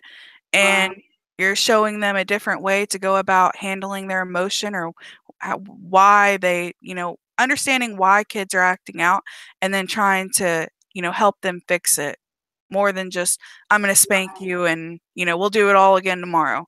It has to be a lesson. Right. There should be a lesson there, not just hit them and go. Nikki said, any advice on how I can handle my ex's sister and husband? He grabs my son and my son cries. They tell him he's a baby and to toughen up. They say I made him weak and talk badly about me. First of all, keep your son away from them. Obviously, they have no right to tell you how to parent your child. I would rather have a sensitive young man who understands right from wrong and is not violent than one. And just I would keep them away from him and just tell them firmly, you are the mother. Don't touch my kid. Don't talk to my kid. And if you can't say nice things about me, then shut up, or he won't be in your life anymore. Sometimes you have to be, you have to be really stern with adults who think that they know it all, and they end up hurting, their kids, and then they want to hurt everybody else. I think people say that, they say, oh, it didn't hurt me and they want to tell you that you need to spank your kid because he's doing this or that instead of the way you're parenting because they feel guilty. They know it's wrong. If you're hitting your kid, and that's the thing with these women. The two older women, they were like, Lord, I made them go pick their switch and all this, and I had stripes all indefinitely. I had to do that. And then the other woman said, yep, I whooped mine, and they came and took him, put him into foster care, and they beat him worse than I did. And then they gave him back to me. I'm like, oh my God, you did your kid so bad that he had to go to foster care and get abused, and then he comes home to you and you're abusing him. That's why I was like, Lord, Ashley was the little girl saying beside me, I said, you're going to have to keep me shut up. She's like, she said, let's talk about my kids. My daughter's sick. I was like, oh, yeah, let's do that. But also, Sushi made a mention. Let me scroll up a little bit. I try to keep glancing at the chat. Yeah, I think she wanted help on childhood molestation. Yeah, and PTSD. We can, as an adult. definitely talk about that. You know what? Let's start next week. I've got a couple people I need to talk to after this afternoon, and because I've had to reschedule their session. But let's start next week, and we'll have an open chat on mental health, and it can be open topic. And we'll do it. We'll do this one at Saturday at 1. Next Saturday at 1, and then right after it, I'll stop the stream, and then we'll start a new one, and we'll just call it Mental Health 101 Support, and start it right after. I usually do 2.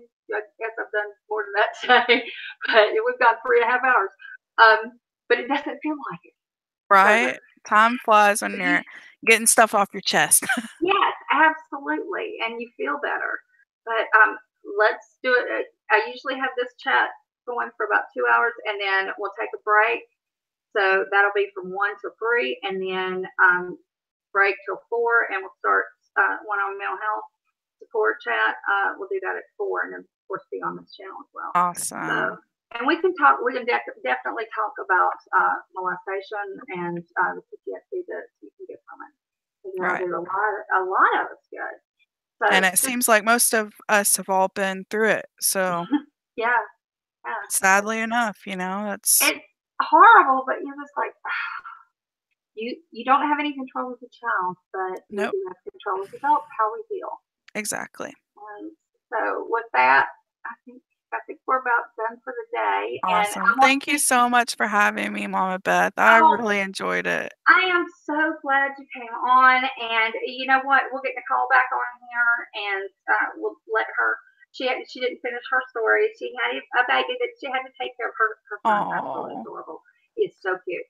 But we'll have that next Saturday at 1, and then right after we'll talk about mental health. Awesome. Hey, y'all can spend Saturday afternoon with me. Steph asked how is Belladonna. I have had we've talked.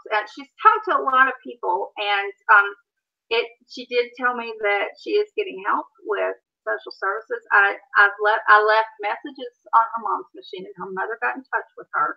And then another person that is a friend of hers, and I talked to him. I didn't leave it on the machine. I actually talked to him, and he's been in touch with her. And there's been a lot of things happening, but she is safe, and she's good for now, and she's going to be even better, and she's going to be moving. So she said that they were getting her a place, and that she would have her own money as well. Oh, that's so awesome. Well, I love hearing stuff like that. Yeah, she's going to be fine. And you know what? And I've heard from other people who have been on the chat, and they're doing well as well in their lives. And I welcome anyone who's already told their story or to come back and maybe share more or tell us the results. Tell us what's changed. Is there anything different? You feel different? Let's see what results are. We all want to see results. I can't talk. Blah blah. Yeah. My mouth's so dry I could spit dust. Oh. I'm drinking Diet Coke. I'm out of he got me Diet Mountain Dew, and I think he's teasing me because of Dustin's drama Dew. But I said I need something else, and he's got me this Coke Zero, and it's not helping. Yeah, it tends to make my mouth dry too because I drink Diet Dr. Pepper. So. Well, I like Diet Mountain. I drank Diet Mountain Dew and coffee, and I would drink some water, but that was pretty much all I drank before I had gastric bypass. Then I wasn't allowed to have anything with carbonation. Well, when my stomach would get upset, Diet Coke helped, but I would shake all the fizz out of it. And but I couldn't stand the taste of Diet Mountain Dew. And I used to I was addicted to it. Wow. But he picked that up yesterday. He said, "Here, it's for your live stream. Get some drama do." Aw. He's so silly. He's cute. He sounds very sweet. You're very lucky. I am. I found a man that wants to spoil me, and then I want to spoil all the time. And y'all, we're going to have the kitchen finished hopefully by next Saturday. Like I said, it looks like an appliance store in here. It's kind of crazy, and everything's everywhere. And I think my husband's probably home, and there's crap. I can hit that dishwasher. But okay, I love you all. Love you. Thanks for having me on. Love you, Sis. Thank you for coming on. And everybody, love yourself. I love you and you love you. Okay? And I'll pull a Katie and say, ciao. Bye. Bye.